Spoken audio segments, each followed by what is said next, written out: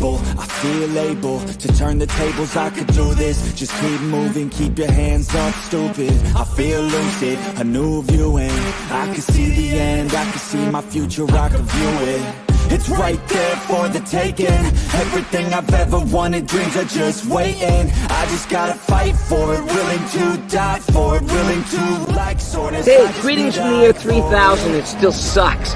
This is Philip J. Price, and you're listening to the Drunken Turkey Show. Your one stop for this sort of thing. Hit that button, like and subscribe. You know what to do, just like every other podcast. You guys know what to do, just like every other podcast. What is up, everybody? Welcome back to the DT Show. I'm Daniel, as always, and today we're going to be getting involved and getting back into the Summer Wells case. There's been a lot of rumors and speculation that have been going around surrounding a recent search from TBI, the Tennessee Bureau of Investigation, revolving around Summer Wells' disappearance. It's been a lot of things have been coming out with news media, some things that maybe perhaps we're learning for the first time, some new things, some old things. And we're going to bring all those things together and we're going to discuss it, some theories and thoughts like that. But before we start, please hit the like button, hit the subscribe button, ring the notification bell. We got a couple of great guests. We're going to bring in first Ryan from Ryan Finds Truth. How's it going, Ryan? How are you doing? Doing good. Thanks for having me. I switched to headphones because my mic is just flipping out on me. So understood. You sound great, man. So good to see you. Good to see you. And good to see you again too. And then we also have Dr. Jamie Vona. Doctor, how's it going? And for those that are watching for the first time on this case, Doctor, tell us a little bit about yourself. So, hi everyone. Welcome in. I'm Dr. Vona. I am a research psychologist and a professor for the past 21 years. I know I don't look it, but no, I'm just kidding. I came to true crime this summer, and Daniel has really taken me under his wing, and I appreciate him for that. Well, I appreciate him for a lot of things, but especially for that. Well, good to see you guys. Good to see you both. And so, you know, the Summer Wells case, she went missing a little bit over 4 years ago, and a lot of conspiracies, a lot of thoughts, a lot of people have looked in one direction or another. Here recently, there's been a search on a property on Van Hill Road, the 3500 block, that is tied to, I guess his name is Paul Hill. He's an older man. And there's also been not necessarily a story, but law enforcement has been interested in a red truck since the beginning. And apparently he owned a red truck. Now he's much older. Ryan, you're from the area, correct? For those that are watching from that are new, a little bit about yourself. Yeah. So I'm from the area. I'm maybe 30 minutes from where Summer disappeared. Mm-hmm. I started out as a hiking nature channel and then started getting to local mysteries. And I started looking at missing persons cases, and that whole world sucked me in because once I started working with mothers of missing, it just strikes at your heart. And so that became my thing. I started just using my skills, started developing like SAR licensing, getting my drone license, training our dog, and we're heading that direction. This case has been what searchers call their white whale. Mm-hmm. Your white whale is the first case you ever took on. And we made the mistake, I think, of starting with one of the hardest cases in the entire world. Summer Wells is just huge. It's global, mm-hmm. and it sucked us in. And we just started talking to locals. And there has been, I don't know if you know, Dan, since you've caught up with the case now, it's been a quite a while of silence from TBI, mm-hmm. and nothing happening. So when they searched that property on Van Hill Road recently, it has just re-exploded this case into a firestorm, and everyone's looking at every single person connected to that property. And poor Paul Hill, this elderly man, just because he's the owner of the property, now everyone's like looking into him. And the great thing is all the locals jumped up and immediately said, "Nuh-uh, Paul Hill's a great man, salt of the earth." The locals are standing up for him. So, but now people are looking at others connected to the property, his sons and everyone else. So that's what's happened with this search. It's just blown this up into another round of rumors, speculation, and searching. Now, I know that there was a tree trimming business or tree trimmers that were out there in the area of in front of Summer's home, and there's been some recent, I guess, conversation on if a Randy Hill was a part of the tree trimming that day. I know that he has apparently his own tree trimming service. I've heard some mixed things out there that it wasn't his tree trimming service that was out there trimming up the trees. I've also heard that although it wasn't, they had hired local tree trimmers, which may have involved Randy Hill. What do you know about that situation? So it wasn't the Hill tree trimming company. They were not the company, which made me immediately think when this whole thing out related to Randy came out, I'm like, no, this is just one of those rumors. But then there was that interview that I think you've got a copy of that clip. So I'm assuming we're going to look at that in a little bit. Yeah. That mentions a Randy. There was a YouTuber who went down there and interviewed the tree trimmers. And one of them, his last name's Childress, I think, mentioned that a Randy who was part of the tree trimmings folks had seen Summer in the back of a truck on that property. And everyone now at this point, I don't think there's evidence for it, but everyone has concluded that the Randy is Randy Hill, that he's the one that worked for the tree trimming service during that day. And I think everyone's just decided that it was Randy Paul. It was Randy Hill. And I don't know that we actually have evidence that proves that, just because the guy's first name was Randy, but maybe you guys can decide for yourself if we watch that, and I don't know what you think. Yeah, let's pull that up. Randy is a common name, I would assume. The fact that there was a lot of hills that were going on, I would assume that the person that was trying to recall what the guy's last name was, that Hill probably wouldn't have been something that would have been hard to remember. But then again, I agree. If these people were like folks that were there on a short-term basis, that would make sense as to why he didn't know their name. If these were folks like, for instance, if the company was in fact indeed hiring short-term or locals to do the tree trimming, and it wasn't a set crew that had been there for a while, maybe that's why he wasn't aware of his last name. What do you think, Dr. Bona? So first, I'm new to this case. This is my first live ever doing this, but that might be a good thing so I don't have bias before this. I think just listening to what both of you were just saying, I think what's happening probably, and I really don't know, I might change my mind after review this stuff, is that in the absence of Summer comes anything. Like, people want to know, where is she? So I think anything that comes up that's worth looking into people are going to grab onto it and at least exhaust that lane, if you will, until it doesn't reach anywhere. Does that make sense? That does. The only thing is that this was a search including FBI, TBI, and I believe the Sheriff's Department. And so this search, it seems pretty extensive. It sounds like there was a lot of I don't know how true it is, but I've heard rumors of dirt being moved, several different trucks having to come in and out with dirt. It sounds like if you're going to have those agencies there, it's a pretty big tip, don't you think? I don't know. Is this coming right from like law enforcement?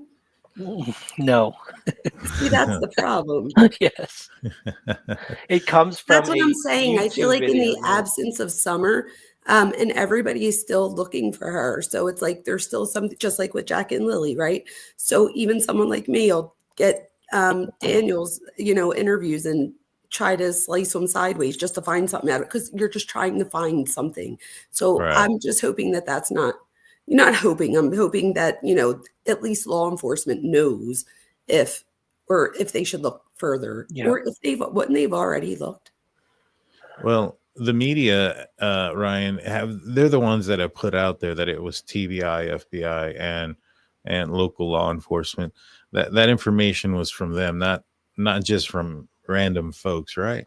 Correct. So that was a really interesting series of events. The Thursday before everyone on Scanner Food, was like, there are a bunch of TBI and other agents out there.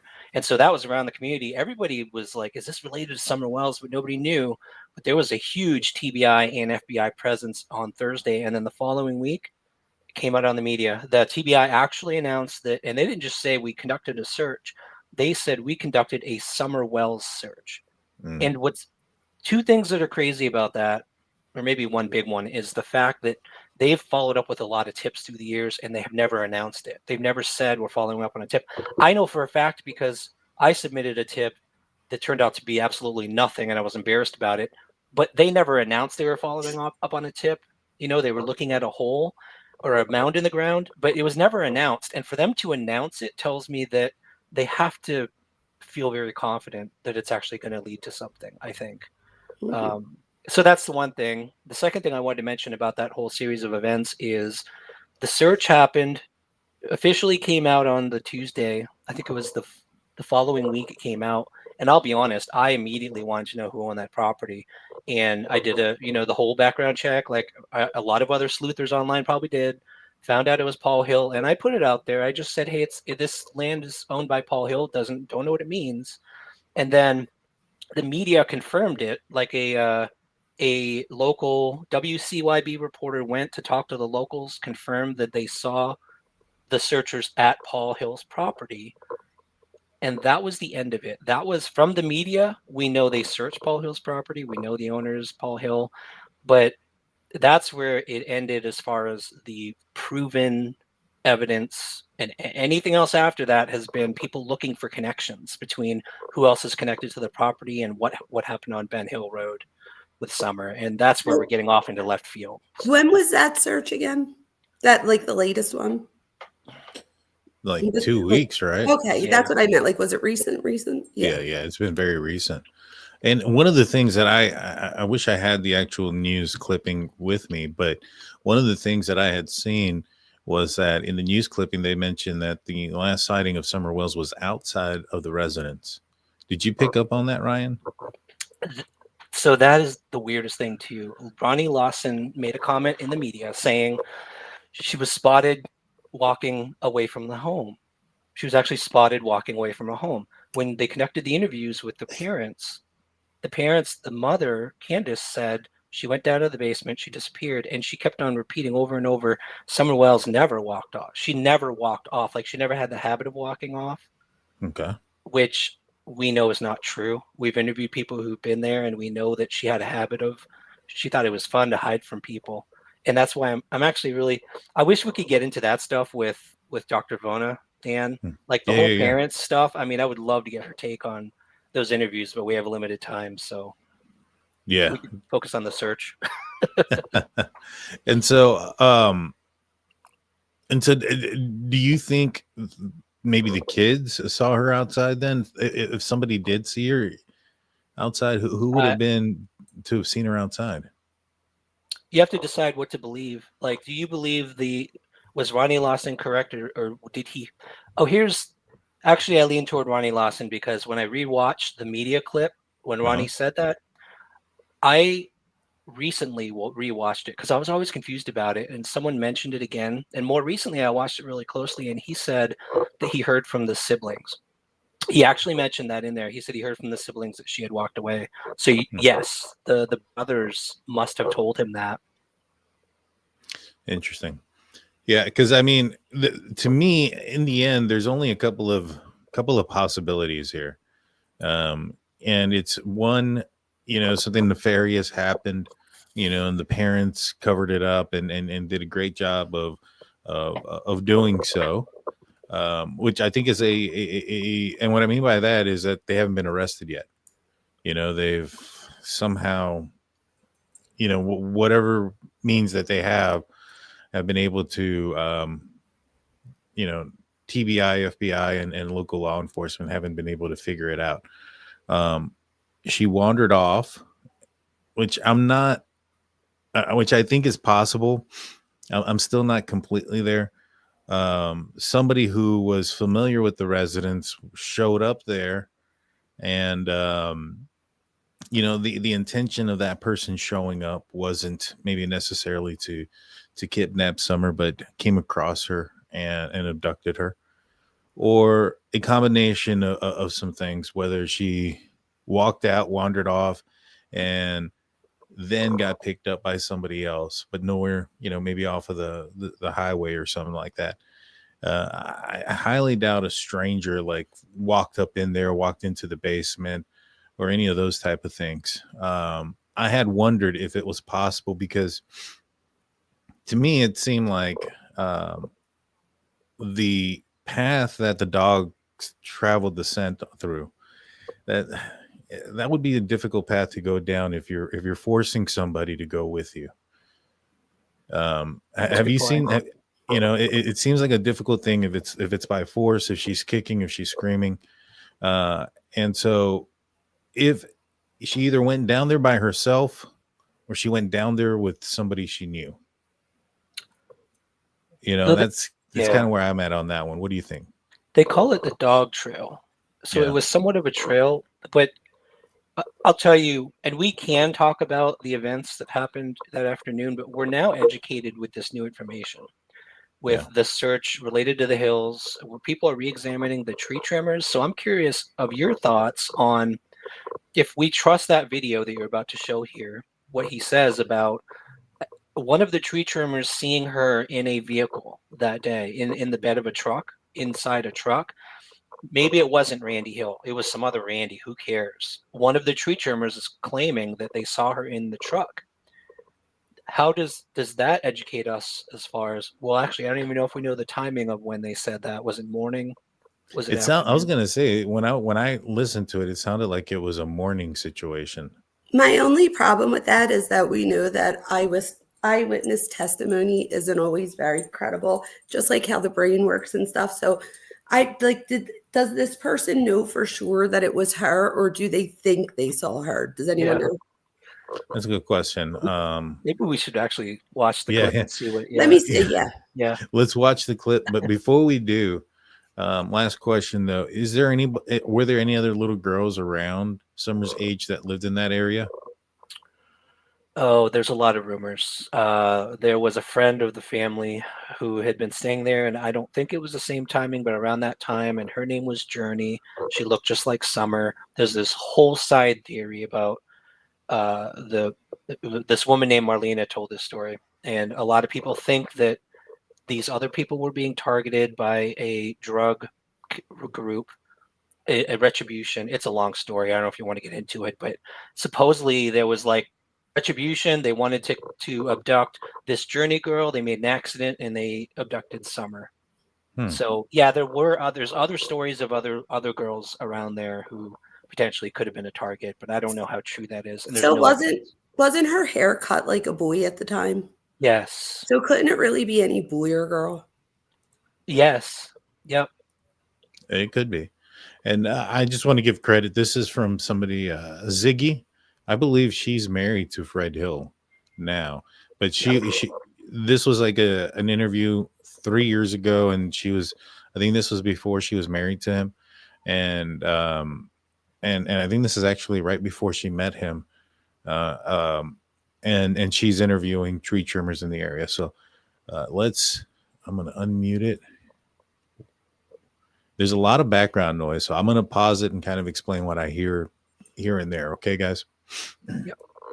Yeah, did you see anything like No, not really. See, they got a piece of equipment department out there. I hollered that morning.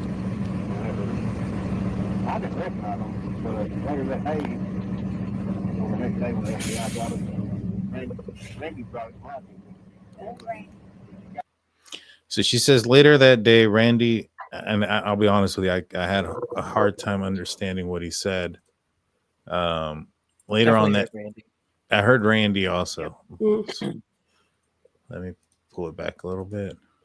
I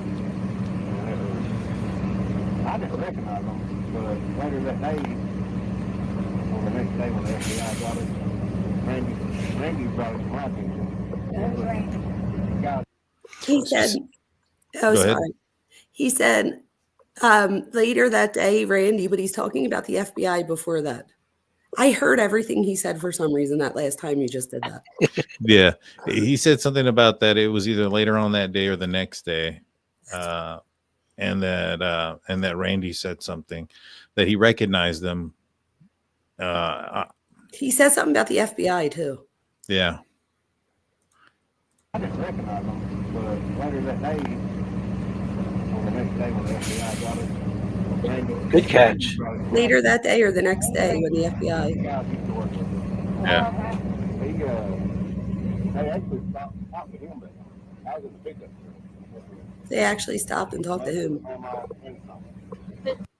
So they actually stopped to him, and they saw the grandma and Summer, is what he's saying, and that he recognized them, that Randy recognized them. So, and that would be someone that knows them, right? That's a good point. That's a good point. If Randy recognized them, if so, the points that could lead to the possibility of this being Randy Hill would be the fact that this person doesn't know his last name. So it sounds like maybe perhaps this could be a new hire or a temporary thing, and that the person is local because they were able to recognize Summer and Grandis, I think is what they call her. Good question. Who's talking on the video real quick? This is a tree trimmer that was out there trimming the trees during the day of the disappearance. There was, I guess, a crew, and they were on Randy's crew. And what I understand from other information is that this tree trimmer Randy, got fired because of something that happened this day. And I think he hit a line, I think is what some people are speculating, that he had some sort of power line with the truck. I think he says it in here, actually, a line was cut and they actually had to fix it. So he cut a line. And this video was taken 3 years ago, so it's a little bit older. Well, she was in the truck. Randy said that she laid up in the back of the truck. Randy said she was definitely in the back of the truck. Laid up in the back of the truck of an extended cab. Now, if Randy, like this seems like something obviously that law enforcement would have investigated. And to be honest with you, it seems that way because we have Miss Cassandra here saying that, and this is a local person saying that she highly doubts that Paul Hill had anything to do with it. I'm sure he was questioned about the red truck because he had one. Actually sold it to my husband years ago, and it looked like nothing like the truck posted, other than it's red and a Toyota truck. It was also pretty beaten up from where he used it from farming hogs and whatnot. TBI already asked us and investigated that truck. Look at who is taking care of their boys, Summers brothers. All the media has probably shocked them into staying in now. There's been sightings of her in Bayleton area that I know of since September of this year.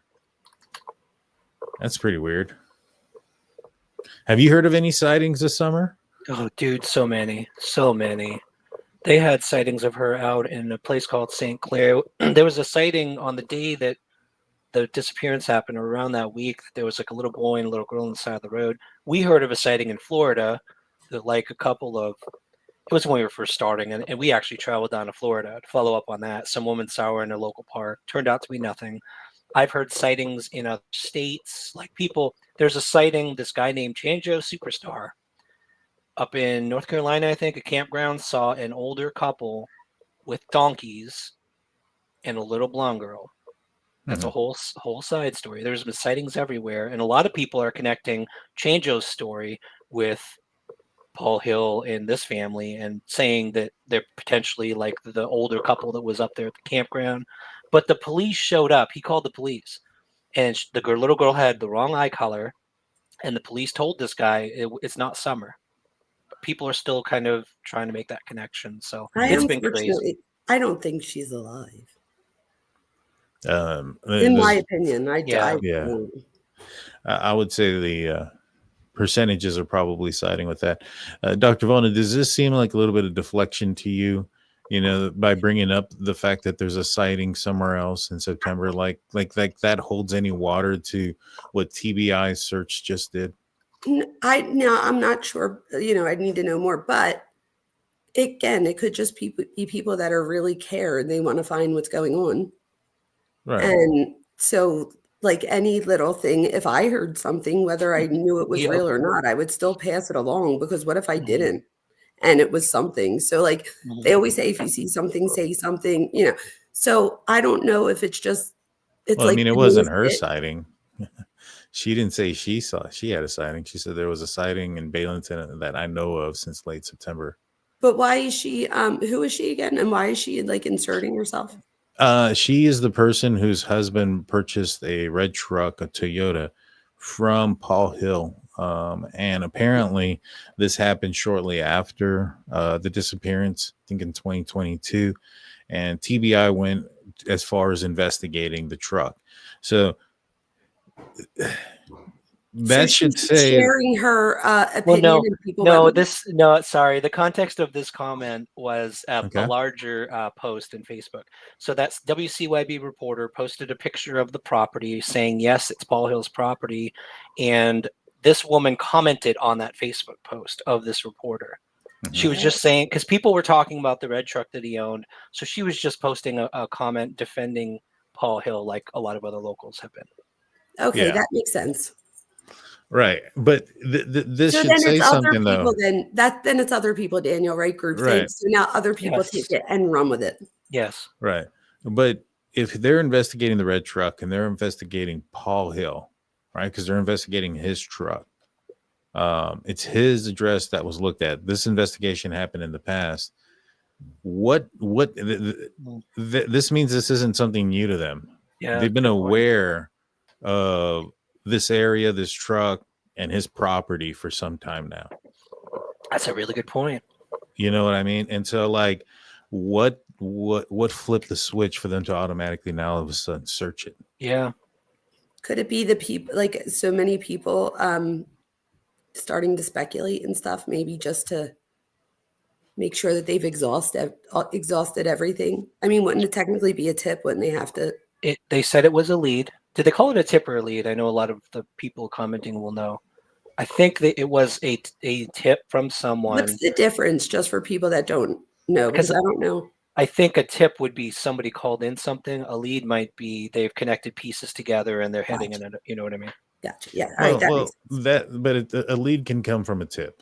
So a tip is just basically like, hey, there's this that's going on. It kind of turns into a lead once there's something that's substantial with it that you can move on with. And so anybody can make a tip, but for it to be turned into a lead, there's got to be something substantial about it to give you suspicion or enough. Like, for instance, this search probably started off as a tip. They had some other information that maybe gave them enough to get a warrant, and then now it's a lead. But in this scenario here, something had to have switched. But these aren't new to the investigators, these folks. Mm-hmm. And a lot of people are saying they called it a lead. So yeah, substantial. Yeah, I mean, to me, if you're getting a warrant, you have to have some sort of probable cause. I mean, you don't need to have the proof of burden on a warrant for a search isn't proof beyond reasonable doubt. It's less than an indictment, and you can get you can indict a ham sandwich, and so it doesn't necessarily mean that they have something super concrete. However, if they're excavating stuff and digging into the ground, I think they would. Plus, the money that has to be spent into an investigation like this, that to me screams something substantial. Now, is it something that's going to lead to an arrest relatively soon? I don't know. I would have hoped that it would have happened by now. But Dan, after we finish this one, now is probably a good time to talk about the Jason Jennings things, because a lot of people are mentioning that tip that he mentioned about the brothers, but he also updated saying it wasn't related to the brothers. So I think that would be a really good thing to cover. later as well. Yeah. Well, I mean, we can bring that up now. So Jensen actually spoke with Fred, and he had a post saying that Fred Hill is a nice guy and that he doesn't believe that he had anything to do with it. And he was surprised about the search as well. If that's true, I don't know if it's true or not, but if that's true that Fred wasn't aware and was surprised about the search and things of that nature, it doesn't sound like the tip came from him. What are you thinking there, Ryan? What else did he put out recently? So I know there was initially the tip that he said he was trying to coerce the brother into coming clean because he had gotten a tip from a brother, and everyone was speculating about who this brother was related to some Wells case, and that was before this search took place. When this search took place, everyone was digging into who are brothers connected to this property, and there are brothers connected to the property, so people started going. I think it's Randy, and they call him Frank Paul, but his full name is Joseph Frank Paul. Joseph is younger, so there are brothers connected to the property. So everyone's freaking out, saying, "Oh, these are the brothers. This was a tip." And then I think Jason put out a new thing that didn't specifically say it wasn't his tip, but he thanked the family for coming forward related to the current search. So he kind of implied it was a brand new thing, but nobody really knows. Interesting. Well, I mean, that would make sense because, like I said, it sounds like they were at least aware of them. The only other thing that kind of came to mind as well is if, let's just say, TBI got to a point where they couldn't go forward anymore, so they backtrack and they start going back to the beginning, i.e. something like Richard Allen in the Delphi case where they went back to the leads. And maybe perhaps they got some information from somebody, maybe one of these tree trimmers, and they're looking, back at their statement and something just didn't jive. Maybe it didn't click in the beginning because they were too focused in Dawn and Candace and maybe some other folks that were in the area that were looking like prime suspects. That's not uncommon in a situation like when you have a cold case for somebody to go to the beginning and something to be overlooked because there was something so glaring in the beginning. Like in the Delphi case, you had Ron Logan where the little girls were found on his property and he had gotten an alibi before before their bodies were found. Then you had Keegan Klein and Anthony Schatz profile, actually making contact. So you had these glaring suspects that looked really prime for the job, and yet you had a guy like Richard Allen that went and basically said that he was the guy on the bridge, and it was overlooked because of everything else that was going on. That's another possibility here when it comes to this case. Is it possible that something that maybe someone said didn't jive once all the evidence came in? Dan, I don't know what your experience is conducting. I mean, I know you have past Ellie experience. I don't know how much you've worked on like cases that have thousands and thousands of tips that are just pouring in from across the world. And I'm curious what you think about that. Like working that kind of case, that has to be insane. And the ease of missing something. Oh yeah, it definitely 100%. That's why, like, for instance, in the Jack and Lily case, I've heard of some of the tips that have been put into that case. Like, for instance, if Daniel Martell apparently changes his profile picture, a slew of tips come in, and I'm just like, why are you doing that? Like, you're making it harder for the real tips to come to the surface. And I use Richard Allen as an example of that. Like, because somebody just wants to tip in whatever, it can actually be a hindrance into the investigation. That's kind of why, like, law enforcement, and I get their point, why they may not like, for instance, YouTubers and sleuths online, with a following, is because even if they get it right, sometimes they're putting out information that they shouldn't be, and or also they're creating so much more tips that are coming in off of the same stuff that they're playing catch up and they're behind. Things get lost, things get overwritten, stuff like that. So yeah, it's a double-edged sword, because the media and like social media and stuff, they've done great things to help solve cases. Gabby Petito's is a case in general that did that. You know, it's because of YouTubers and because of the help of sleuths and people out there that they were able to find her and find justice. Well, maybe not necessarily find justice, but force the guy into the woods and create justice. And so, yeah, 100%. It's a double-edged sword. For sure. I agree with that. Let's go ahead. I'll just say the hardest thing from the perspective of a YouTuber who tries to actually like looking for evidence. And when you think you found something, you always will question yourself, like, is this important enough to bother the TBI with?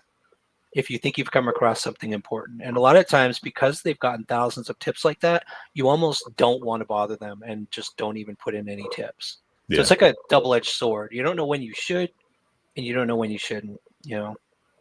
I think it's better to lie on I think it's better to give the tips and then let them sort it out type thing. Yeah. I'm not opposed to people if they see something to put something out there. What I'm opposed to is like the baseless tips, just to tip something, you know? Like I saw in my live, Yes. that type of thing. I see. Yeah. I heard on YouTube that that they've gotten a lot of those, unfortunately. Yeah, like it's those type, like somebody in the live chat said that they knew somebody who knew someone who was related to somebody else. Yeah, those things are crazy. Let's continue this. Oh. The extended cab? Yeah. I guess it was 13. It was that corny? Yeah. No, because where we're from North Town area that way, they give us a drive time. At that time, we was waiting 3:30 of the day. So we didn't know nothing about it until we come back to work the next morning. So you said something about some drive time and that this, was about 3:30 in the day. That was around the time that Summer and Candace apparently got home. Is that correct? I missed the time. What was the time you referenced? About 3:30. Yeah, 3:15-ish is when they supposedly got home. Yep. Yeah, I this thing is hard to hear. I apologize. It is. Yeah, wait, I'm going to turn my picture off just so I could put my face all the way up so I could look. All right. Do you guys know a Fred Hill, Jamie Killian? Any of those names ring a bell? Definitely a John. Well, do you know Don Wells or not? Okay. He's blaming Salt Lake guys over here. Don't know him either. No. It was actually an outage that day. I worked the repairs of the beard. He was one working over there most of the day. So you said there was an outage out that day, but I've heard conflicting stories about that as well, that there wasn't an outage. And then I heard that they were out there to trim the trees to prevent an outage. And then that Ryan here got fired because he created an issue when he ran into a line, which Randy, yeah. Randy created an issue because he ran into a line. But that wouldn't be why he was out there already. That's correct. That's an issue during the fact. So do you know, was there an outage out there that time? I have not heard that, although when he cut the line, I'm sure it caused an outage. So probably, but yeah, I don't think that's not what they were out there trimming the trees for the power lines. I mean, that was the main reason they were out there. 100%. Yeah. And yeah, some of it's hard to hear, but I heard that part. Let's continue. I think it was like later part, like afternoon she was over there. So your guys' work crew saw Summer the morning. Yeah, I was over there like that's before you started, wasn't it? No, I worked that out. When he hit that guy, that's the same day. So, I didn't think it was Davey Tree Service. I thought it was like a. So they said it was a guide wire that was hit, and this was the same day, and it was in the morning when they saw Summer. And who are these ladies in the audio? They're YouTubers that were investigating Summer's disappearance. and they're from the area. They saw some tree trimmers. They decided to go talk to them. And Sorry, she's not. She's from Indiana. She came oh, down. okay, She came down multiple times to there you talk go. to My people. bad. Yep, it's okay. So yeah, she's now. They talked about Fred Hill. She's now married to Fred Hill, and Sorry, her reaction. yeah, Yes, a YouTuber who interviewed him, Fred Hill, down the road about the case. He lived on the same road as the girl who disappeared. They eventually got married. I'm curious on your take on that, Dr. Vona.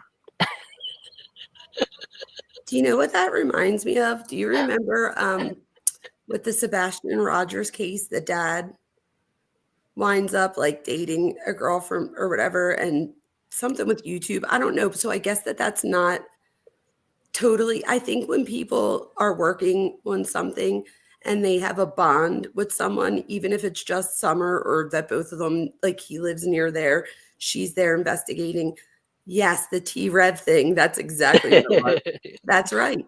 And that's what, right. So I don't think that it's abnormal for those things to happen. Like even didn't like JLR meet up with his girl that way. So this stuff does happen. However, I would like to know, like, how did that happen? Like, did she interview him? oh, Like, how did she did, and there's an interview out there.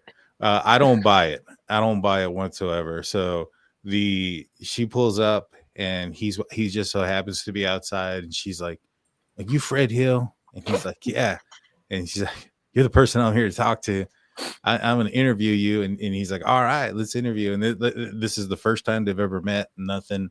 And he's like, yeah, come on up. And I guess a dog is like jumping around. So he gets onto the dog and stuff. I was like, man, that's the most set up fake. Dan, you are the first person happenstance. you're the first person I've ever talked to and it's interesting because of your background and body language, kind of some psychology too, as far as what cops look for. And I've never heard anyone say they suspected that encounter as being set up. That really, I was curious what aspects of it made it feel to you like it was a setup scenario specifically. Because she was making it seem like it was happenstance, and his voice was kind of like, what? Like we set this up almost. Like, and really, yeah, like I kind of captured that in his voice. It did not come off to me at all. I mean, is it possible that he just saw an attractive lady to him, and he's like, hey, look, she wants to talk to me, and I swear I was just going to say, being a female, it is not uncommon for us to walk by and somebody be like, hey, especially if it's like if you don't see, like, you haven't seen this person before. And so what I was going to say, could it have been something like that? It could have, but she says in this interview here that she'd been reaching out to him, trying to get a hold of him so that she can interview him, and that all right, well, he's dodging her messages and things of that nature. And so she's reaching a stretch. Yeah. It's I I don't know. I don't know what Fred looks like though too, so they might be like good for each other. I don't know. But to me, when I was watching it, that's the first thing I was like, man, this is bad acting. This is bad acting. That's interesting. Especially because if he was catcalling in some sense and she was retelling the story, he would have been more likely to be like, oh yeah. And she was like, where you said that he kind of was like, wait, what type, like, reaction. So that would be. Yeah. It just didn't come off to me as authentic. She probably knew how she might be looked at in like on social media for it. So she was probably just like in the moment trying to make it seem like so that she wasn't saying like, oh, I've been trying to reach him forever, and then I came down here and he happened to be outside. I mean, my thing is, how many times did she drive past when he wasn't outside? I mean, you're in the middle of nowhere. People are saying some negative things about the guy. He had apparently like shot a dude in the neck. Yeah, he did. He did. Yeah, he shot a guy in the neck, and he was suspected in another disappearance. No, that's a panty dropper. And he was selling drugs. He in his interview, I was listening to it, and in his interview, he was like, man, Don wanted to come hang out with me, and he wanted to hang out and do some drugs and things like that, but I'm not a part of that life. And then I'm like, a few months later, he's like on probation for selling drugs for meth. And I'm just like, well, maybe there was a little bit of truth there about, We call Don that going over. projection. That's Right. projection. Exactly. And so his, I don't think Fred Hill, I don't know if Fred Hill did anything or not. To me, if it's somebody like that from the area or whatnot, I thought that there's a possibility there that Candace was having an affair, and that maybe perhaps With if she was, who? well, With who? so Oh, spill the beans, Dan. Chris You gotta spill the beans McDonough, now. right? Chris McDonough goes out on a, he goes out and tours the house, right? And when he's touring the house, he goes into the bottom, into the basement. Summer's the only person there. I don't know if Don's at work. I'm assuming he's at work. I know a lot of people are saying he may have left. He may have fled when they got there. I think Chris would have picked up on somebody taking off or hearing a car take off or whatever the case may be. But yeah, but that could have been for anything. That could have been like right. But during the day, this is also during the day, he goes downstairs and Girls Gone Wild is on the television. It's on the tube. Now, there was an incident that had occurred before Summer disappeared where Don gets arrested because he comes home and finds another man with Candace in the house. Now, whether they were doing something or not, I don't know. But Don thought they were, and he got excited and ends up going to jail. And so I think that was after she disappeared, but you're right about the story. I thought it was in 2020, October. You're talking about the Jose scenario, I think. I don't know. It was on Dr. Phil. They were talking about it on Dr. Phil. I don't know if they mentioned. Okay, that would have been after she disappeared, probably. Okay. It doesn't change the story though.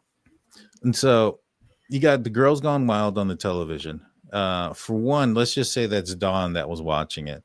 You got this older guy that works a lot. Okay, wait, real quick. Hold on. I have to stop at the Girls Going Wild. I have it on in the background. No, I'm kidding. Is that really that like she wasn't watching like violent porn? You know what I mean? Like no, it wasn't porn. It's Girls it's Going not. Wild. Have you ever seen that? It's not like maybe she was just like in the moment and somebody caught her.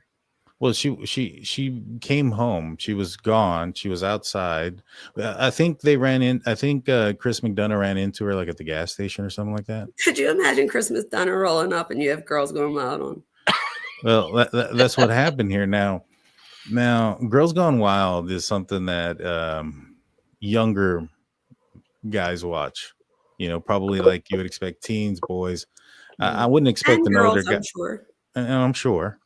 But Don seems more like the hustler type.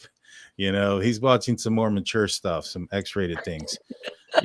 Girls Gone Wild seems like something you would be showing a younger man if you were it grooming. could be access to though. Well, I mean, Candace was giving smokes and alcoholic beverages to young boys, teenagers. Absolutely, yep. 100%. To Hunter was one of them, yep. And smokes, alcohol, porn, those are all elements of grooming.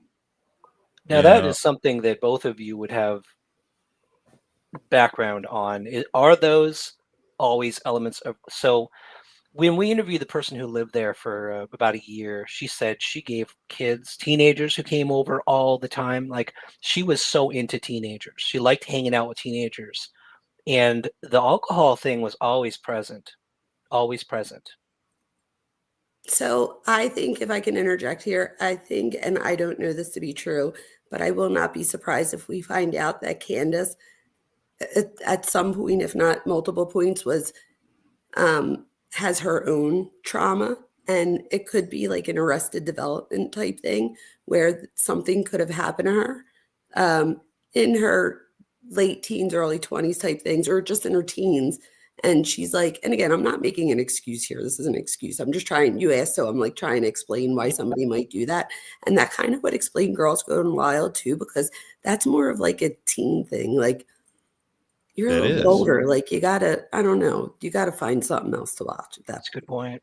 Like Girls Going Wild isn't even that hot. Like, not that it's not hot, but I mean like it's not anything that I'd be like, oh, yeah, now I'd be embarrassed if Chris McDonough came up and I had it on, but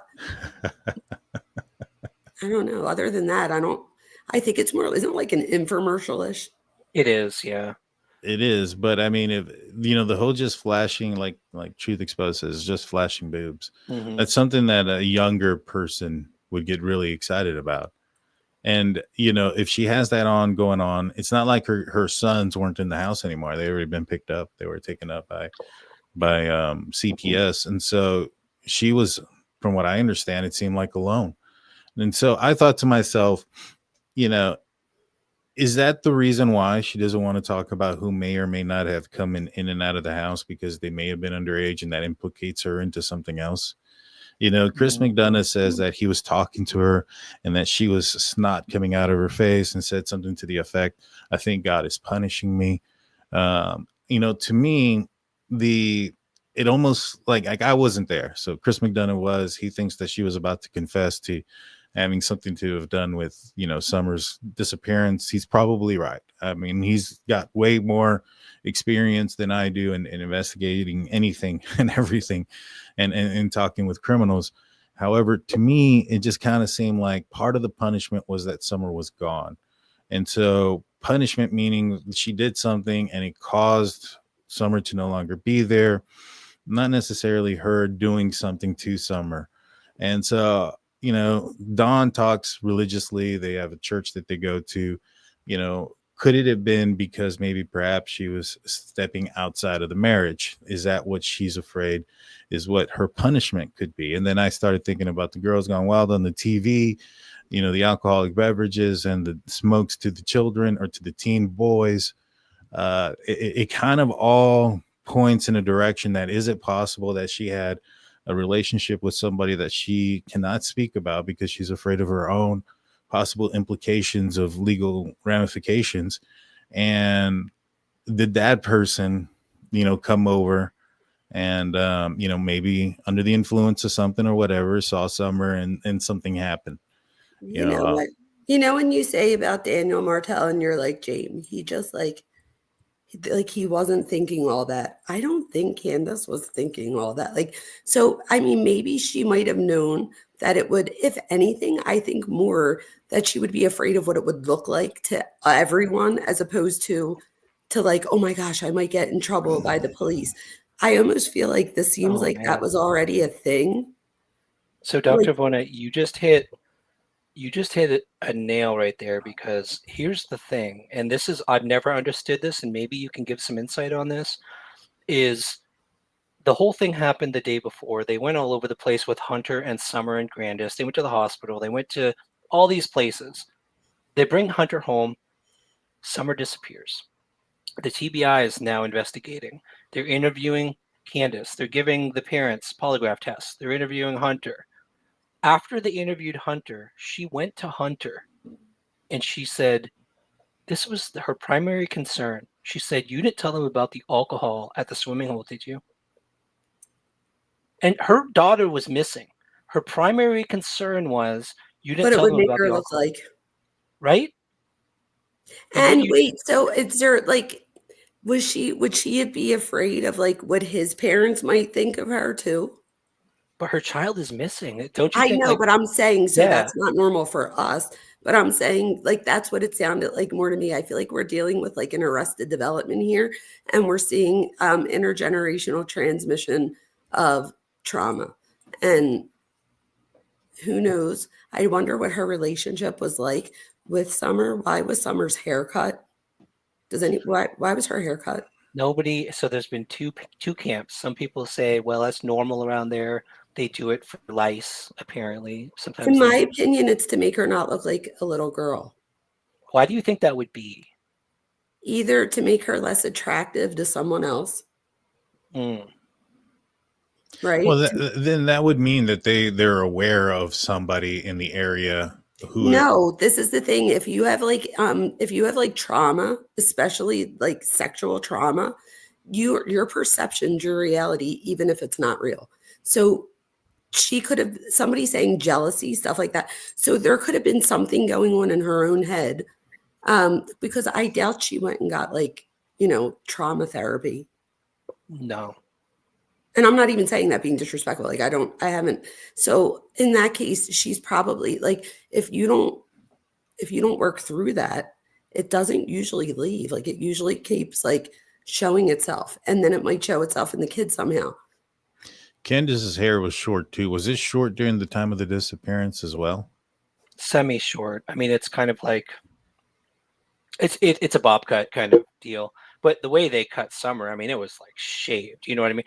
And what Dr. Vona just said, you don't understand. Like I've been so interested in the psychology with this family, and the fact that there's claims that Dawn and Summer, he'll tell you he loved this little girl so much. But there's a lot of people who have seen like it was inappropriate. Was there this closeness that was almost like too? And they said they showered together, completely naked. That's another story out there. Wait, with the kid? Yes, yeah. And a lot of people say that that's normal. Yeah, like people do that with their younger. No, that is not normal, you guys. No, it's not. You should not see old balls while you're getting a bath. Yeah. So that is not normal. So what you're talking about, as you're talking, everything I've heard is just piling up in my head because there's this element of maybe inappropriateness on that side of the family. And then you've got Candace who has these issues that you're talking about, the arrested development and possibly jealousy. And when you mentioned shaving the head to make her feel less attractive to someone, that hit me. Like that was like, wow, maybe that's what it was. That sounds like it could be. It's a bad situation, you know. I mean, they took care of the kids. They were getting a shower. I can't get past that yet. Yeah, I know. Like I saw a family photo.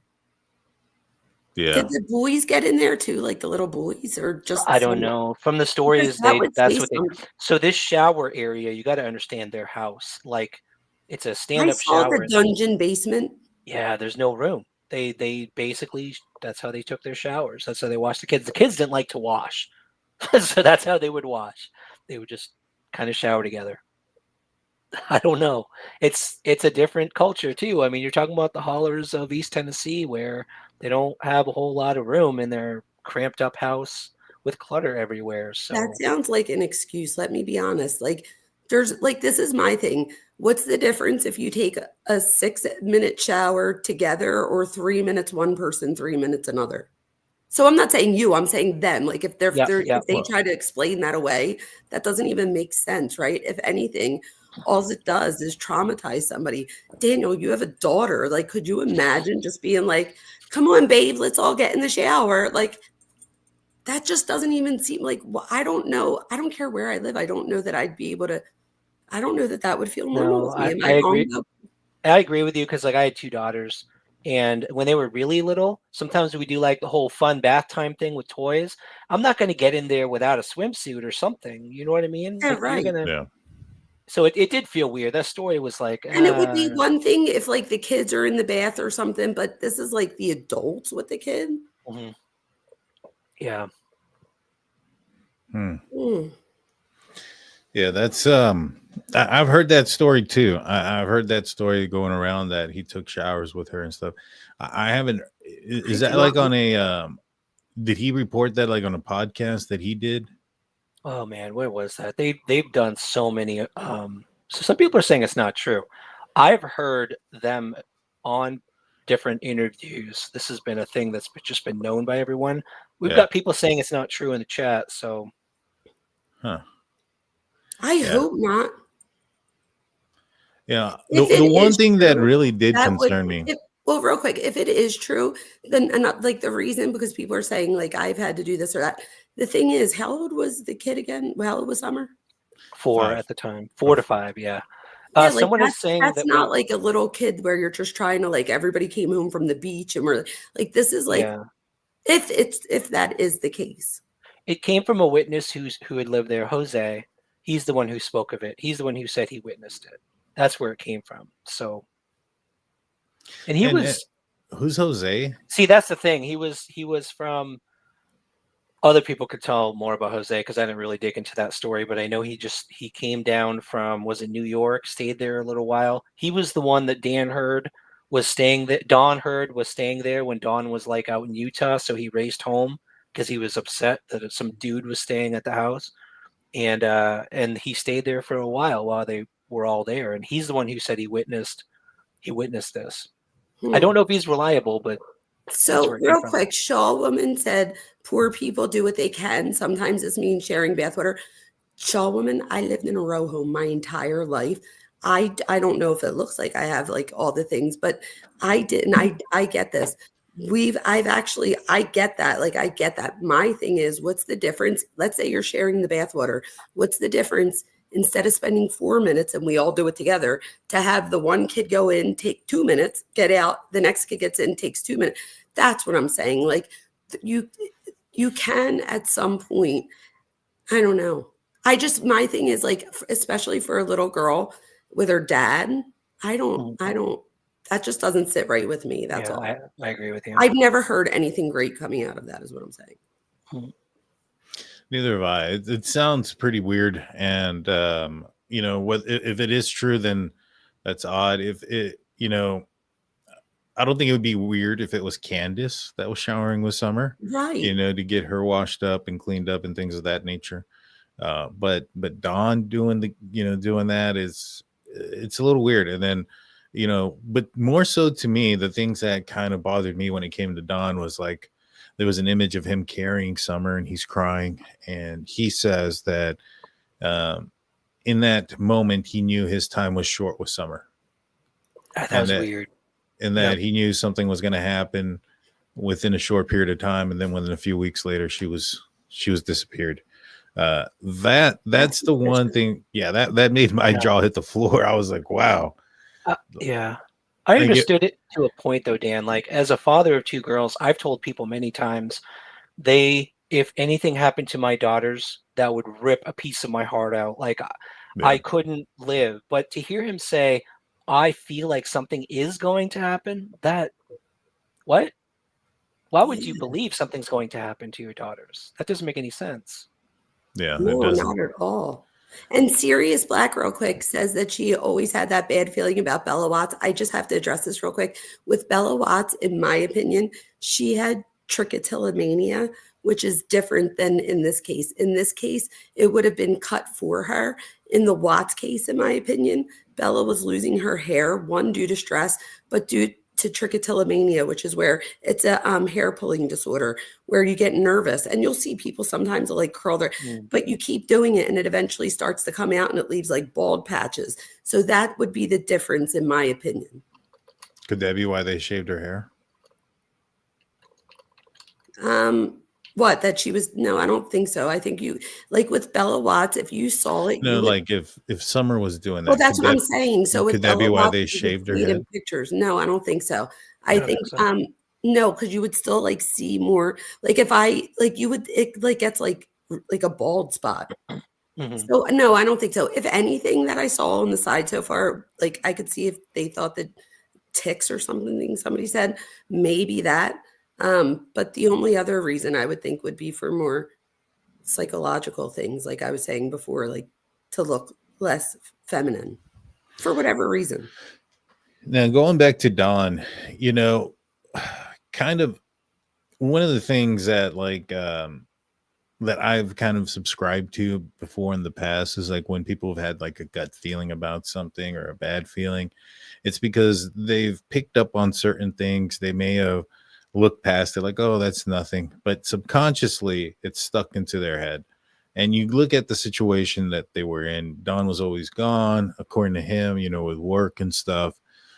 There's some people in the area that maybe perhaps are on drugs, sold drugs, that can present its own set of dangers, whether it's, not necessarily like a kidnapping situation, but somebody under the influence of something driving a vehicle could cause a situation or run over somebody or something like that.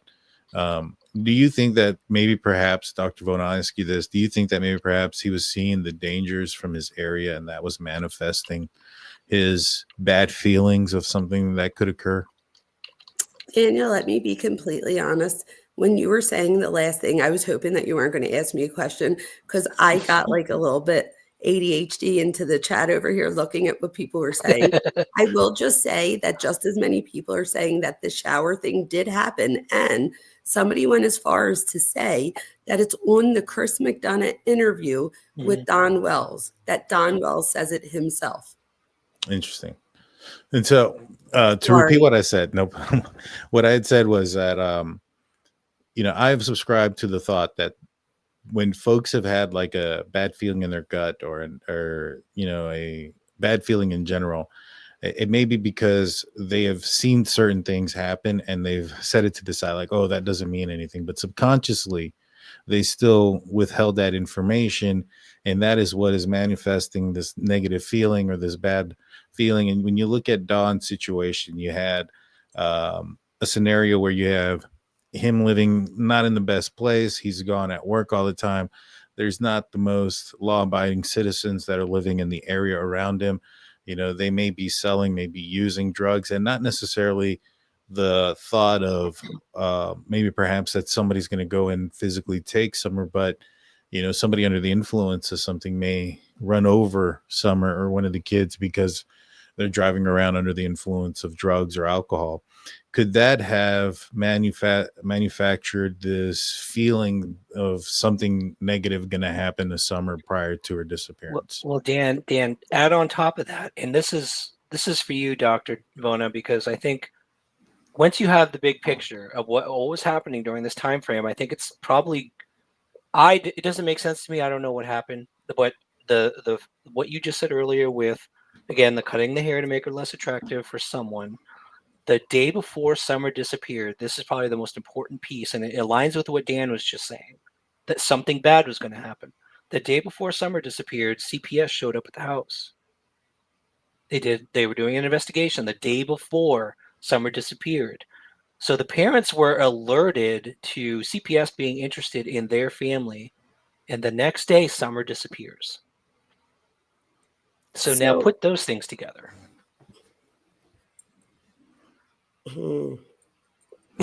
Right? There's so many different ways that could go, right? Like, one, the fact that CPS was called or that they came out.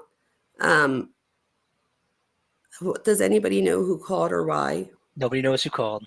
And we don't know what the allegation was. Well, actually, I've heard. What's that? We do now. Actually, we do, because years later, so that was 2021-ish. Last year, CPS, so the boys were taken out of the home. They were put up for adoption. Last year, 2 of the boys were adopted. 1 was going up for adoption. And then all of a sudden, the court decided, the CPS withdrew their substantiated claim. They said, we're dropping it. They dropped it all out of the blue. It was insane. Like, I couldn't believe this happened. So where are the boys now? That 2 are adopted. 1 is still up for adoption, and I don't. But they're not with them. They're not with them. So that also says something to me, right? Like, I think it's terrible, but there are plenty of people who have missing children who don't lose custody of their children. So there's something that says to me that that CPS worker probably weighed in on the condition she saw, or he, or whatever, whatever that case may be. But there's got to be a reason that the parents weren't able to prove themselves and win them back at this rate. Like, in other words, they want to keep kids with their parents, even in a poor environment, because believe it or not, as you grow up, it's actually more important to have that relationship, right? Mm-hmm. So I guess what I'm saying is, what did they see that made a judge pull the kids and now allow them to be adopted? Well, I think they were adopted before they dropped the charge or dropped the investigation. But I wonder, like, to your point, they want kids with their parents. I wonder if the kids had a say in this. Did the kids have a say and say that they didn't want to go back to the parents? Oh, good question. Wow. Very early teens, not even teens. Other people in the chat will know the exact age of the kids at this point. They were very older than Summer. They were all older than Summer. Yes. Then they probably know stuff that none of us know. And hopefully they've gotten the help that they've needed, and these new families make them feel safe. I hope they all still stay in contact with each other, the kids, I mean, because that would be important. But Sometimes we see that the kids don't stay in contact just for the sheer fact that it's a trauma bond that you don't want to relive. So again, that could go multiple ways. But the fact that they have a say because they are older tells me that they feel safer or don't want to go back to that environment, whatever that environment was. I will tell you, and I don't think I've said this publicly, but it came out. I saw the letter myself. Someone close to them sent me the letter. I know for a fact that at least 2 of the boys had made some claims, and it was the reason why the court proceeding took place. And I was expecting when this came out that the boys had made these claims, that inappropriate things were happening. Yes, against, I don't know specific parent. I just know that they made claims Against our parent, right? Okay. Against the other parent. I don't know which. Actually, both got the claims against them. So the letters went to both parents. And then suddenly it got dropped. So what you were saying earlier about the kids, whether they had input into whether they wanted to go back home, I'm pretty confident that the fact that they are the ones that made those claims, that they didn't want to go back home. No, and they would be claims that are large enough not to go back home. Right. But it got dropped. So now Dawn and Candace are saying we're innocent. That's not true. That's what I hate about that. But sometimes, unfortunately, it gets dropped because if you put yourself in the kid's situation, again, even though they might want to get adopted and stuff, it's like people have heard of like Stockholm syndrome, like you still love your parent. So they probably don't want to testify against their parent, even though they don't want to live with them. It's cognitive dissonance. I love you, but I don't like you at all at the same time. But to a young boy, especially if he's still in treatment of some sort, or if they think that for some reason, now there are states where you could like testify in like a different chamber and they play it via like a video, because you are supposed to see the people if you can, if you accuse somebody of something. So, I mean, who knows? Maybe they just aren't in a place mentally where they feel like the boys, and hopefully they're getting the help that they need so that if something did happen, that they would feel empowered enough to say something, even if it's for them, not just for, finding their sister. And I should reiterate, because I just said that they made those claims. I should reiterate the letters that came out and the court finding. The parents are able to today say the claim that those claims are unsubstantiated. So not saying they're guilty. So no, but I think it's important also to note, right, that you have to prove that someone's not prove, but you have to like but a reasonable doubt type thing that somebody's guilty. So if they don't have all of the evidence, it doesn't necessarily mean that the person's innocent. It just means that we don't have enough to necessarily find them guilty with what we have at the moment. Mm-hmm. But someone in that situation might take that and run with it and be like, see, I told you it was dropped. We're innocent. Mm-hmm. I think it's important in the timing of it being before her disappearance, because I think if those claims came out after the fact, some may make the claim that the kids were coerced into saying something like that because of the outcome of what occurred with Summer. So this has something that is separate and completely different. It's not like, somebody like Candace and Dawn can't come out and say, hey, well, a therapist was talking to them because of what happened to Summer and put this in their heads because of what happened to Summer. I have a question. So the boys said this the day before Summer goes missing? No, see, that's the thing. They didn't say. And I don't know if you have the clip, Dan, of the news interview with Dan and the oldest boy, but he had his hand on that boy's shoulder. That would be awesome if you could show that, because there was this control, Dr. Vona. Coercive control. Oh, I got to tell you, if you watch this clip where he's doing the interview, he's got his hand on the shoulder, and watch the boy's face. And you could tell they weren't talking. They didn't talk for a long time. They only started talking, I would say, years later. That's trauma. Yeah. So that means, their sister also is missing. So that's trauma.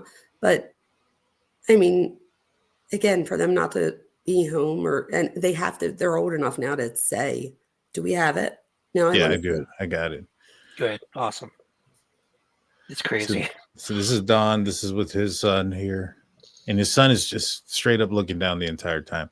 Now, that could be nervousness. That could be intimidation from the I was camera. going to say that could be don't say or do anything. That could be that. That could be that. So when her mother come in, she says, "Where's Summer?" Can you She take went the down chat to part the down? basement. Yeah, that's I just saying. She didn't answer, so she went down there and she was gone. So she went out the basement door, which was unlocked, and we haven't seen her since. This morning, Donald Wells spoke on camera for the first time. See his expression, the little boy? I wish they would take that thing off his face. I know. Hey. Why would the dad say this in front of this kid? Summer would leave the house. What's that, Dr. Bona? Why would the dad even why would he say any of this in front of the kid?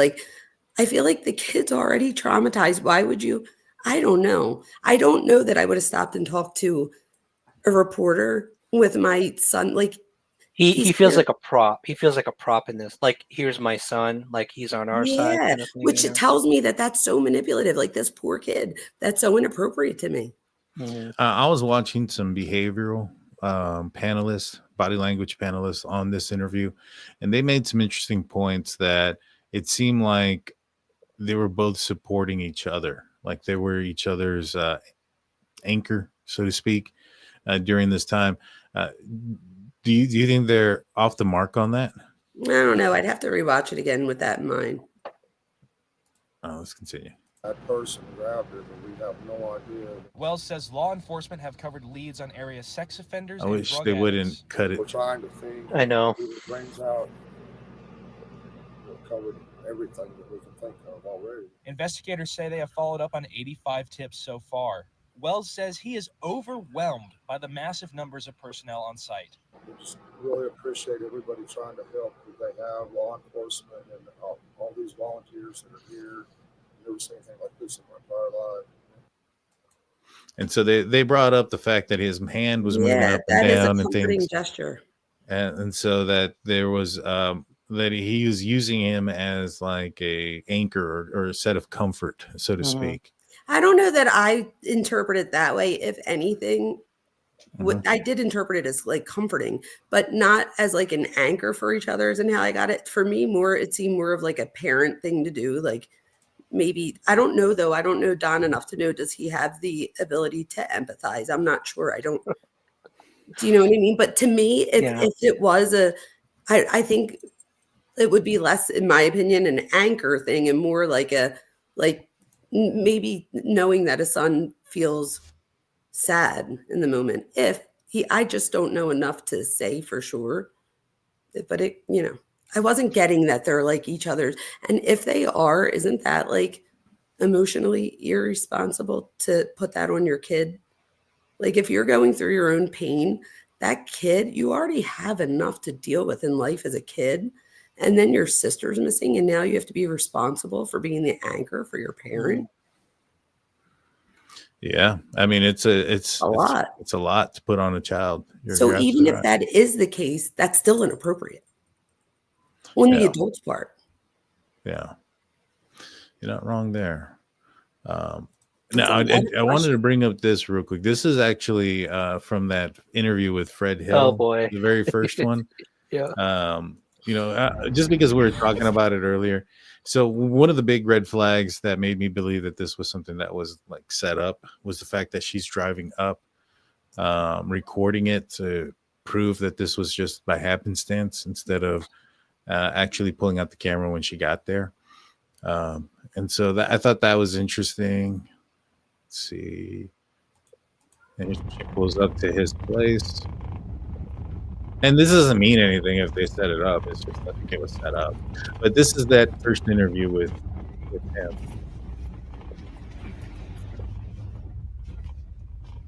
Isn't Ben Hill beautiful? If they cleaned up the area, it would be. I was going to say it actually looks a lot better than Northeast Philadelphia. I'm just kidding. I love Philadelphia. I'm just joking.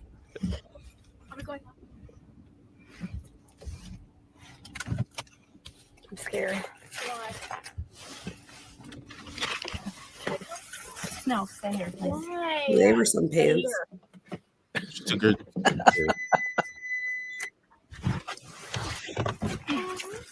You got the dog. Huh?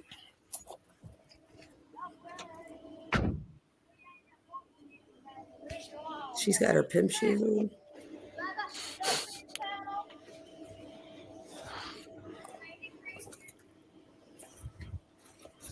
Hey. Wait, this is the first meeting? This is the Yes. first time they've So ever then we met. know that it wasn't a catcall type thing. She clearly went up there to go talk to him. Yeah. She knew the She just address. said, hey. Yeah. Yeah. And like I she's said, the one this, that drives there. And it doesn't look like he lives on a main road. Like, so I feel like she had to be going his no, way. she was definitely going out there to speak to him. I don't think And that was who the actor. knows how many times did she drive by that he wasn't outside? You know what I mean? Like, so I don't know that I believe that this was the first time, maybe, but maybe it's the first time he knows of, because maybe it's the first time he's outside when she's, I don't know. But that is like, I don't know. She also was Definitely said recording hey. it on the way up there. And again, there's Yeah. nothing wrong with it. If No, set but it don't up make it and, seem like right. it does seem kind of weird that, like, what's the point of doing it that way? But let's continue. Wait, real quick, Daniel, you're right. So that would mean, how would she know a couple blocks back to put her camera on? Exactly. Well, this That is was Ben Hill. Just to give her the benefit of the doubt, Ben Hill Road is exactly where Summer disappeared. So you'll see a lot of creators. They like to record driving up this road. So it kind of makes sense that she'd start recording. Well, thank you for telling me that, because I'm not trying to, that puts it more into perspective for me. So if this is the road Summer goes missing on, I could see why somebody might start taping going down that street. But thank you.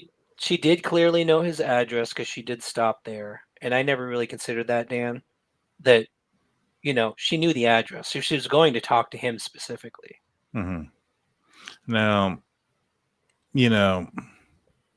it's not like she's driving up and she's like, all right, this is where Summer disappeared. This is where this was happening. We're going to turn around over here and we're going to see the house. Oh, look, there's Fred. Let's go talk to him. That doesn't happen. Right. You know what I mean? Yeah, right. That's a good point. That's what I would expect to see if this was authentic. Oh, yes. Was there somebody with her? Yeah. Oh, yeah, there was. Oh, yeah, absolutely. You wouldn't just, yes, absolutely. You would be like, oh my gosh, is that him? Yeah. And then let's go talk to him. There he is. That doesn't happen. Not hey. Yeah. And he was at the time, people are saying that he was at the time dating a woman named Laura. So he already had a partner at this time. No, I don't like that.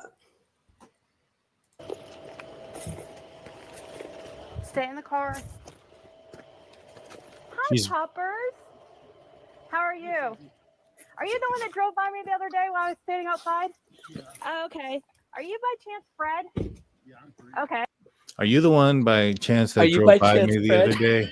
Are you Fred? Yeah. After that. Are you Fred? Yeah. If she said, are you Fred first, and then said, you're the one that drove past me, but instead she was like, did you, or are you? I don't know. And like, who would remember that the other day? Oh yeah, we did drive by each other. So like to me, this thing screamed like it was set up, which, like, again, makes me kind of take things with a grain of salt. Like, all right, what's for the dramatization for consumption of viewership, and what's authentic. So that's the only thing that kind of worries me about it. That's the only thing that worries me about it. Yep. Just the man I've been wanting to see. I don't know that she knew she was going to be on camera with those pants. Of you, doesn't he? He Not likes really. to throw you under the bus, doesn't he? No. You see, like, if you had an issue with like Dawn Wells and somebody comes up to you and there's like all this media and all this stuff that's going on and you're a little bit standoffish and you haven't answered her phone call, and the first thing that someone says, Dawn Wells don't like you, are you like, yeah, no, like, what's up, with the sexy voice? Or are you turning around and saying, I don't want to hear this anymore? You know what I'm saying? I don't know. He might be into it. I don't know. And I'll tell you, if you guys aren't familiar with the type of YouTubers who often followed this case, the reason you only see the ground in her pants is because YouTubers like to go out to Ben Hill, find people to talk to, and they'll hold their camera and record down by their side so that they're kind of secretly recording. So Fred Hill, I don't think. Note to self: if you ever do that, make sure you have on good pants. Yeah. So Fred didn't know she was I guess. I don't know what you think, Dan, but I don't think he knew she was recording at this point. I don't know if he knew she was recording, but I don't think this was by accident. Is it but people need to also like know the law. I don't know what the law is there, but people need to know you can't just record people everywhere. Not That's in every true. state, you're right. Right, that's what I'm saying. Yeah, Yes. in Tennessee, it's definitely a single person. As long as you know you're recording, you're allowed. Okay, then that's good. Okay, good. But people do need to know that, because what if it wasn't? And then if she posted that, you could be in, like, somebody could get themselves in trouble. Not Oh, even absolutely. Yeah. Yep. Yeah. All right. So now let's listen to, like, yeah, that was me. Let's listen to the way he says it. Under the bus, doesn't I don't know. Right off the rip. Nobody. I've been trying to get a hold of you. Everybody wants to hear from you and what. Get down, Sissy. What? Get to the house. Go on. What Go your? Go. Go. Shoot them all over you. Yeah, I don't care. It's okay. Hey, sorry. I wanted to talk to you that time. You passed me. I was too scared to talk. I ain't nothing like everybody that's on. No. So you're the infamous Fred that. Yeah. So why does Don have such a problem with you? I had no idea. Because I know a lot, I guess. Okay. Yeah. So what do you know? Speedy good. I'm investigating. You know Chris Donald? You know Chris Donald? Sandy Christian. Okay. Oh. You don't know? Okay. No, I don't know hardly nobody. I mean, really. I don't get around much. I stay right here and don't hardly travel or nothing. I came by early, read it, and it didn't look like anybody was here. So what? Well, I was down here picking up a trailer. So why do you say you know too much? Well, so what do you know about Don? So he goes on, just to kind of, because we kind of talked about this the last time. He goes on and says a few things that are interesting. One of the things he says, though, is that he knows the person who drives the red truck.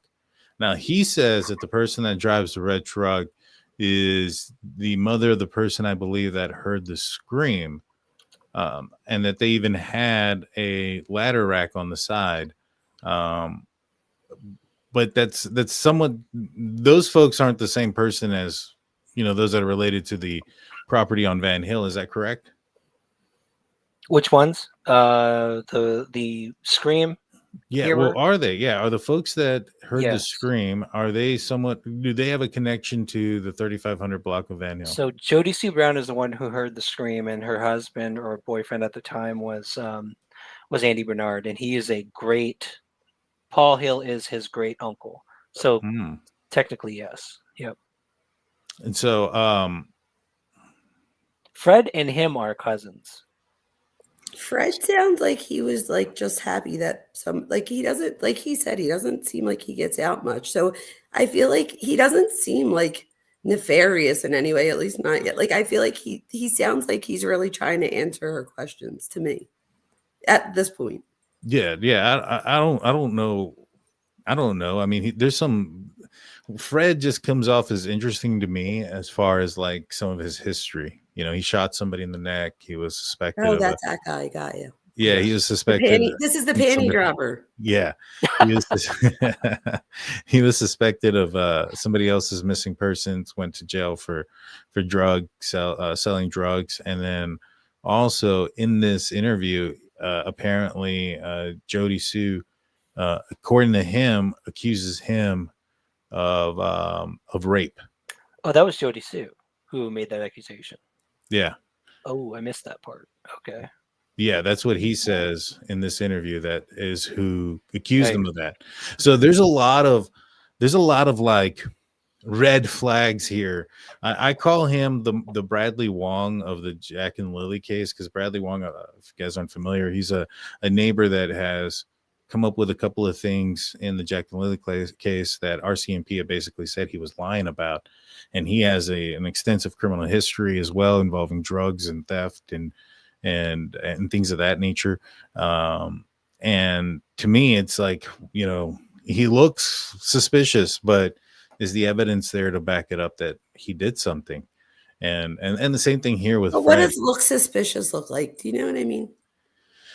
Well, with Fred, he was in the area. He lives close. He's got a history of drugs, and he was accused of possibly pushing a guy down a cliff, and shot another guy in the throat. So you know, Dan is looking at it. I get this. You gotta look. Dan is looking at it like, what's the background of this guy? The law enforcement perspective is if a guy has a history of being Right. involved. Well, the best predictor of future behavior is Right. past relevant behavior. I keep Yeah, forgetting about the shot in the neck. That makes sense. The shot in the neck, and I think what is important, Dan, what you just mentioned too, is he was questioned in the unaliving of Cotton Simpson, who fell, and it wasn't proven that he pushed anyone. Oh, he died? Cotton Simpson, yeah, and there's this whole side story where later on this woman interviews Fred, who later, after this interview, he gets arrested for drugs. He goes to prison, and they're interviewing in a prison interview. Like, she keeps talking to him, and she's recording on YouTube these interviews with Fred. And at one point, Cotton Simpson, this man, died. All right, he was unalived. He fell in Laurel Run Park. And Fred, in one of these interviews, goes, "They found Cotton. They must have found Summer."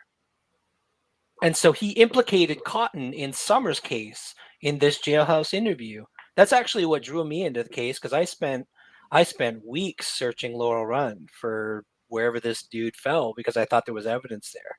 So there's this. Wait, how do we know that he said this? Who tells us this? So she published an interview with him. It's a jailhouse interview. So he says this, like you heard it. He says this. He implied that Cotton had something to do with Summer. He's the one who implied Cotton had something to do with Summer. Yep. But Cotton isn't alive anymore, right? Can't defend himself. Yep. And he's the one that allegedly like people are saying that he threw down the hill. Is that the one? Yeah. Oh, well then but wouldn't he have his own motives to say that? Like if he were suspicious, wouldn't you because then you could be like, well, he did it and he's not there to defend himself. He has implicated. It sounds like a bad mafia thing. Like you got to take out the witness. He has implicated so many people in Summer Wells' case. He has pointed the finger at so many people. This guy, Fred Hill. Yeah. Fred Hill. Yeah. Yeah, he really has. And like I said, he reminds me a lot of Brad Wong, because Brad Wong's done very similar things. And good thing that we brought that up. There's been an email, and I know the last time we spoke, we weren't sure about it. There was an email that was dated November 13th. It doesn't say what year, but it is from detective that it's investigating Summer Wells. And in the email, it states that because of the timeline, they don't believe that Fred was involved in anything. Now, some people are saying that it's referencing Cotton. Do we know for a fact anything about when that email was sent and if it was related to one case or the other? Yep. The only thing I can tell you is his sister, Karen, I believe, is the one who had been emailing Detective Pruitt. And she confirmed to several people, including myself and people I know, that she was emailing him related to the Cotton Simpson case. And Pruitt responded related to the Cotton Simpson case, saying they fully investigated him and he has no involvement. People, unfortunately, didn't understand the context of that response, and a lot of us jumped on the fact that, he's saying that Fred's innocent in the Summer Wells case. Well, he wasn't even referencing the Summer Wells case. But when was this email? This was very recent. Do you have a copy of it?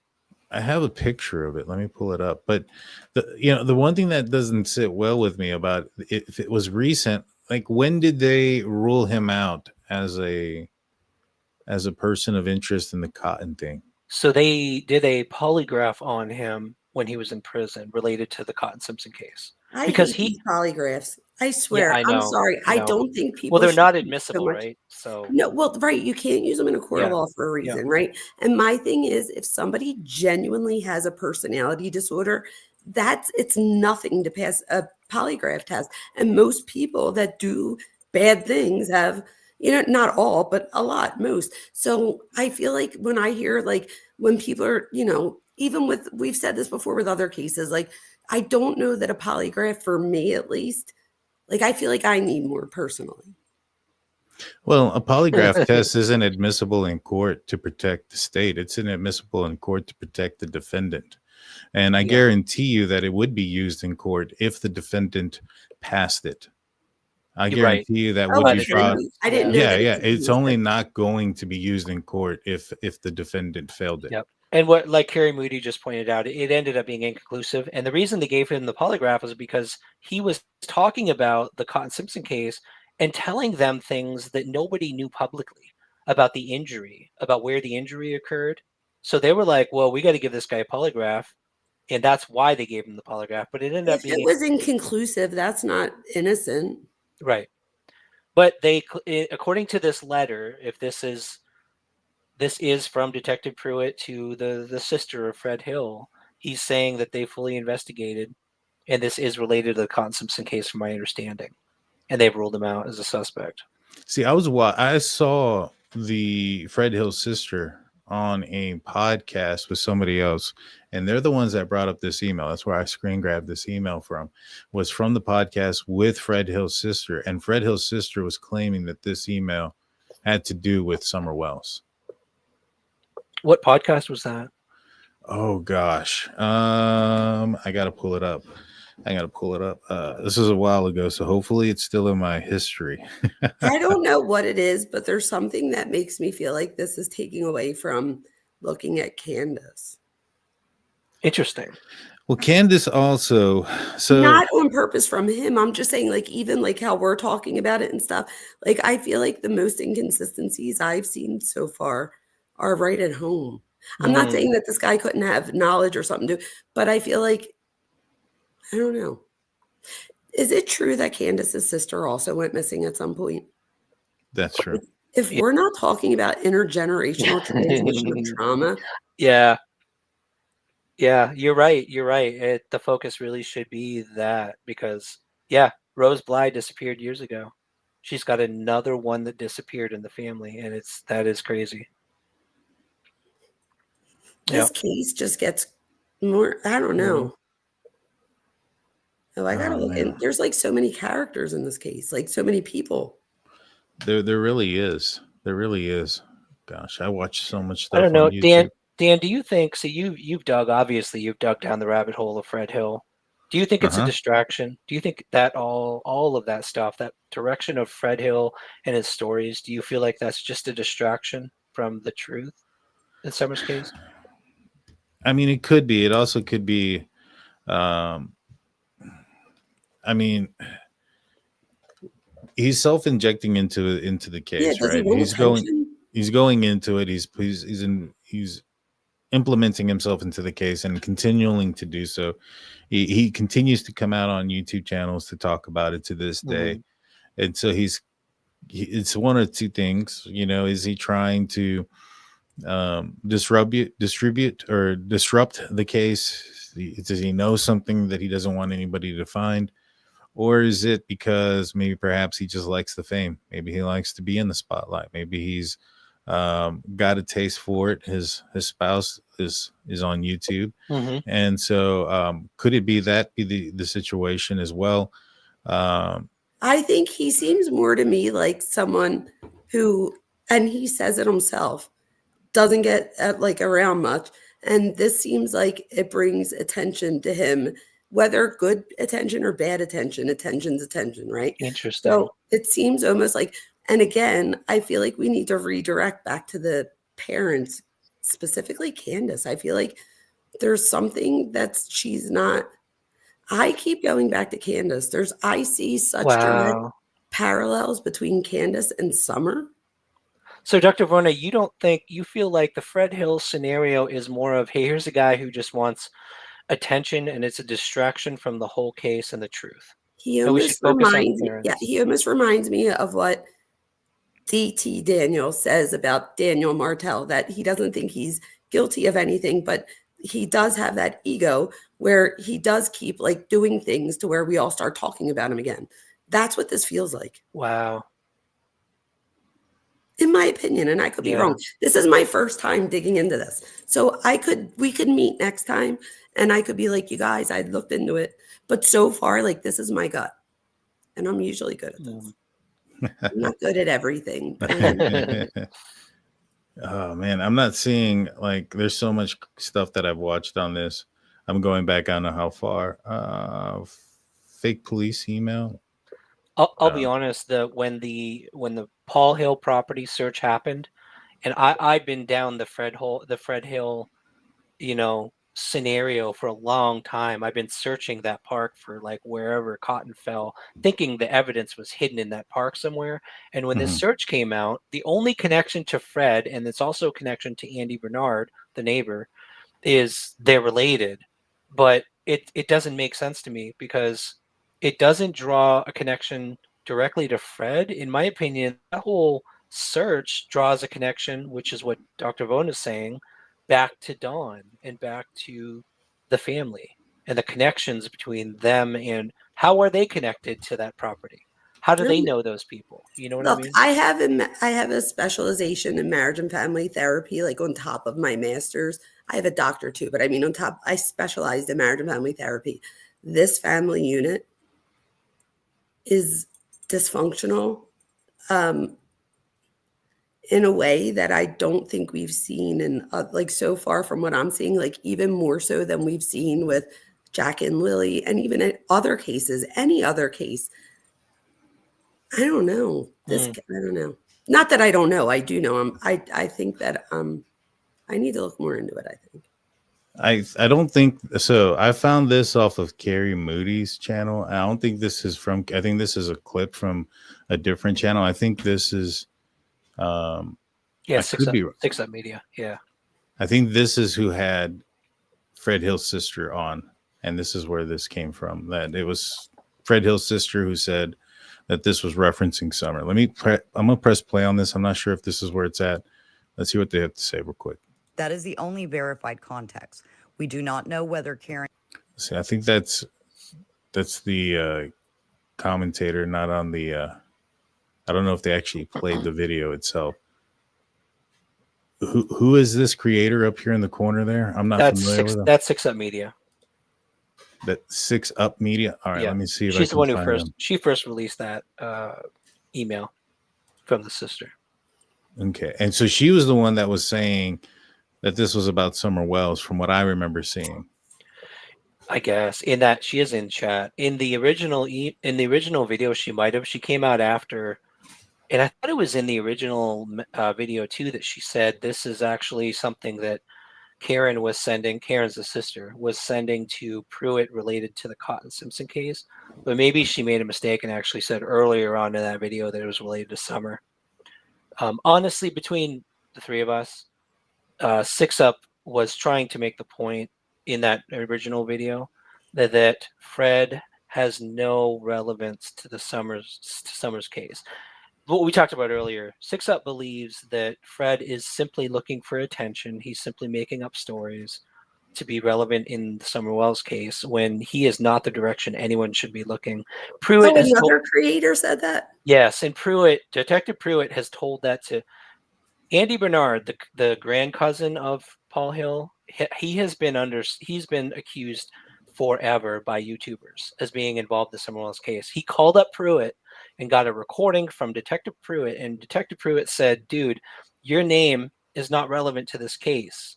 Andy was like, I'll come in, I'll do a polygraph. You have any questions for me? And he's like, you're not relevant to this case, and stop believing anything Fred Hill says. Stop believing anything Fred Hill says.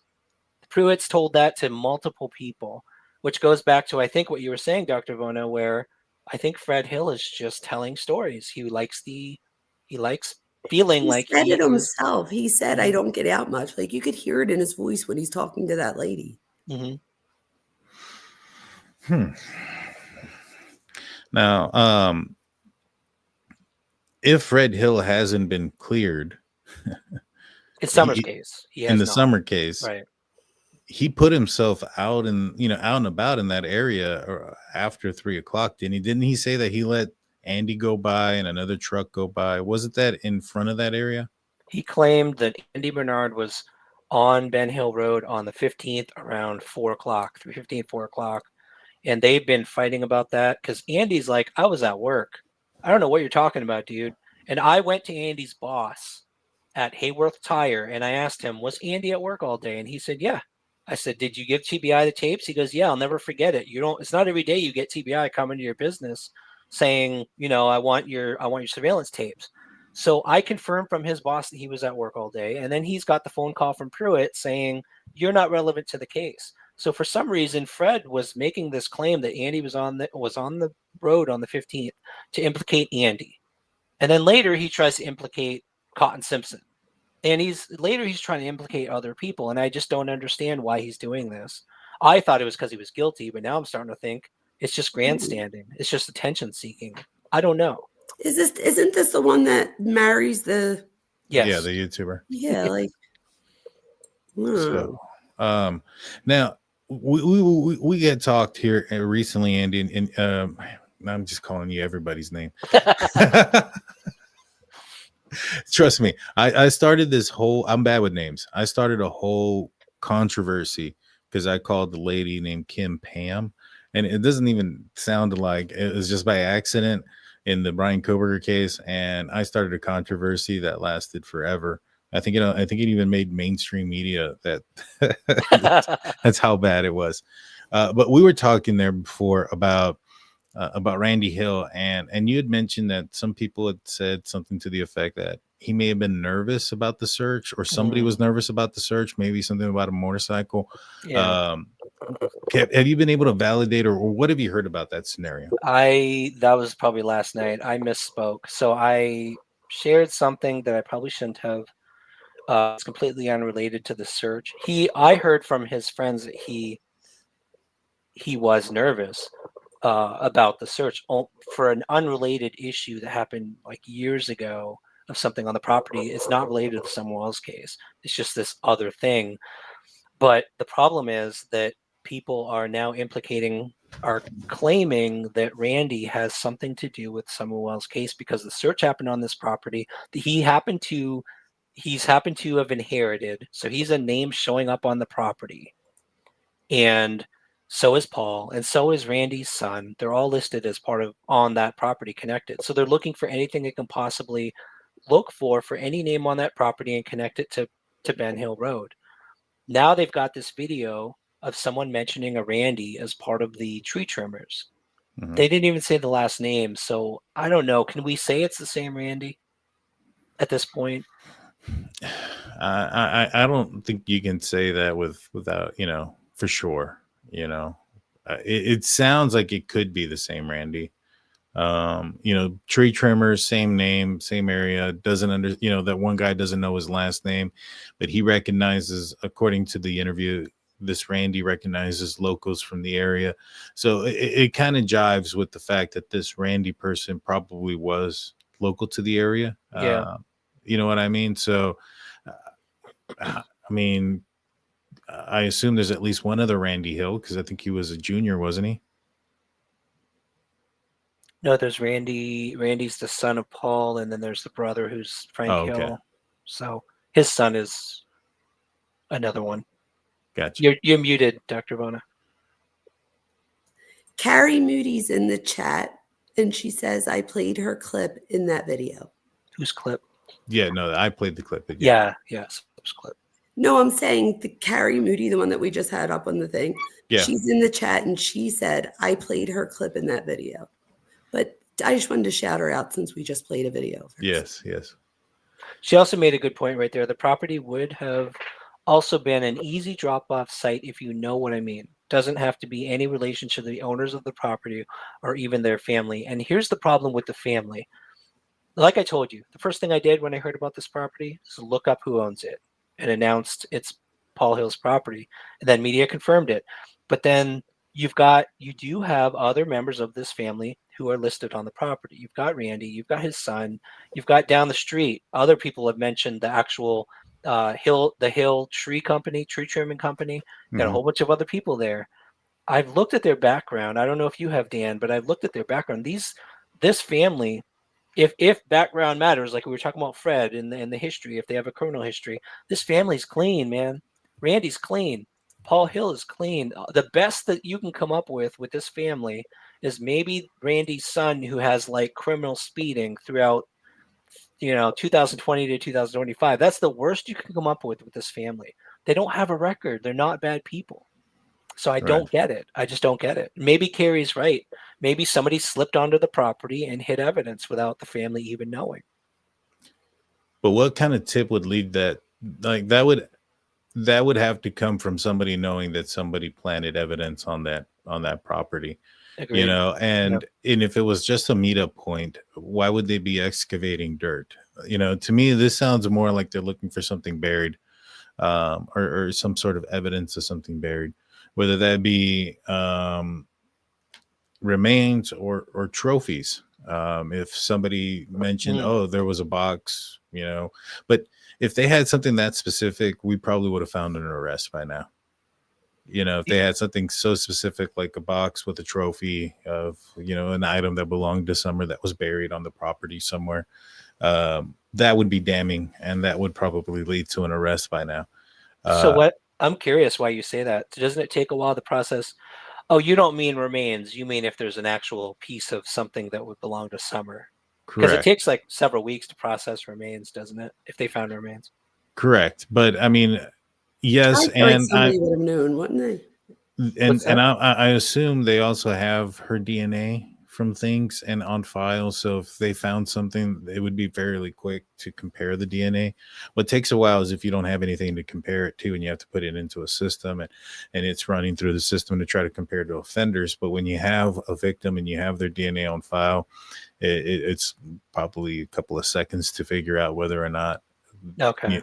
You know, but you have to come across something to test it too. So, but to me, you know, you probably got to go through some, you know, looking for some, I guess, remains, skeletal remains, fragments. I know that a lot of people say that there was like a hog farm on the property, which is going to disclose some evidence, but not all. You know, hogs don't eat everything, for one.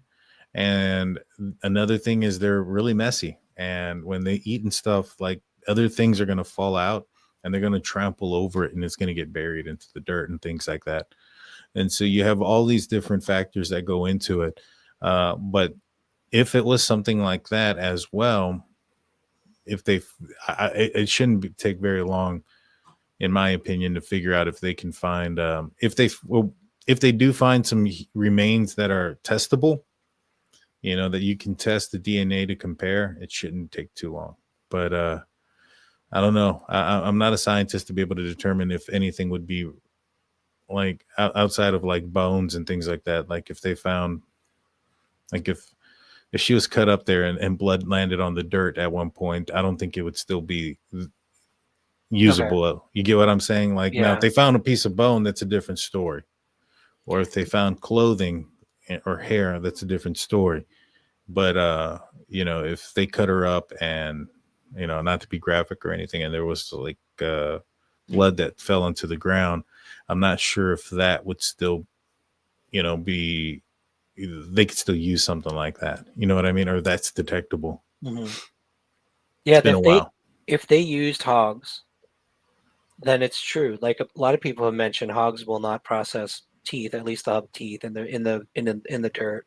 And we are getting gruesome. But unfortunately, in this case, from everything, it feels sickening when you think about it, because I do think it's a gruesome case. And I do think when it comes out, people are going to be really upset about what happened to Summer.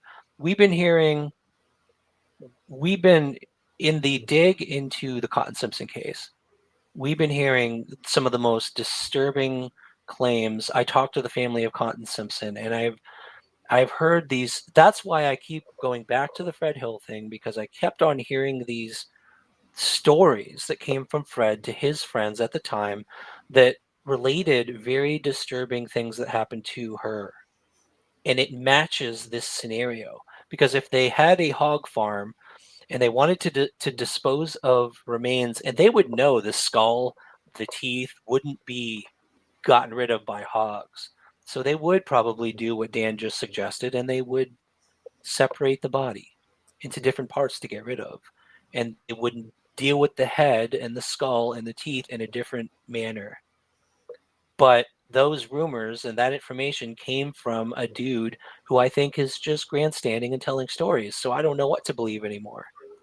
And I don't know what they're going to find on that property, if that's true. If they separated that part of the body and they just disposed of the remains themselves. And actually, in that scenario, Dan, if it was not the top part, and they tried to use either a chipper, sorry, and then Mhm. fed that to hogs, would there be remain? Like, forget if you remove that. I know it's gruesome, but if you remove the head from a body and you try to get rid of remains in that way, do you think they will still find some form of evidence? Oh yeah, because I mean, hogs are when they're chewing, they don't. A lot of food and a lot of things will fall out, and then they'll trample over it because they're going back. So there's going to be, even if you had hogs there, if they fed them bones and things like that, I would expect to see pieces of bone and things like that embedded into the ground where they trampled on top of it and buried it with their hoofs. So in the dirt there would be something. They would find Oh evidence. yeah. There's no way they would have gotten rid of everything, in my opinion. But then I'm again, I sorry. mean, there's Brian Koberger. I didn't think they were gonna look into his car and not find a speck of DNA, and they didn't find anything. And so anything's possible. But in that scenario there, I think that it is unlikely that the hogs would have gotten rid of completely everything. Yeah. I don't see it. I want to apologize to chat too. I don't know if you guys know, but this particular case, there are mothers locally who follow this case, and they cry almost every day thinking about it and talking about it. There's a local here who consistently she puts up missing posters on the corner of Beach Creek and Lone Star and Ben Hill. She's out there all the time, and it's almost like this child is her own daughter. So I feel bad talking about these types of details of the case. I could see people in chat kind of feeling really bad about it, but the problem is that if we don't talk about the uncomfortable things, how will we get to the truth? Yeah. So and the thing is that by talking about the uncomfortable things, we are putting Summer in like the forefront. We're all here talking about it. Do you know what I mean?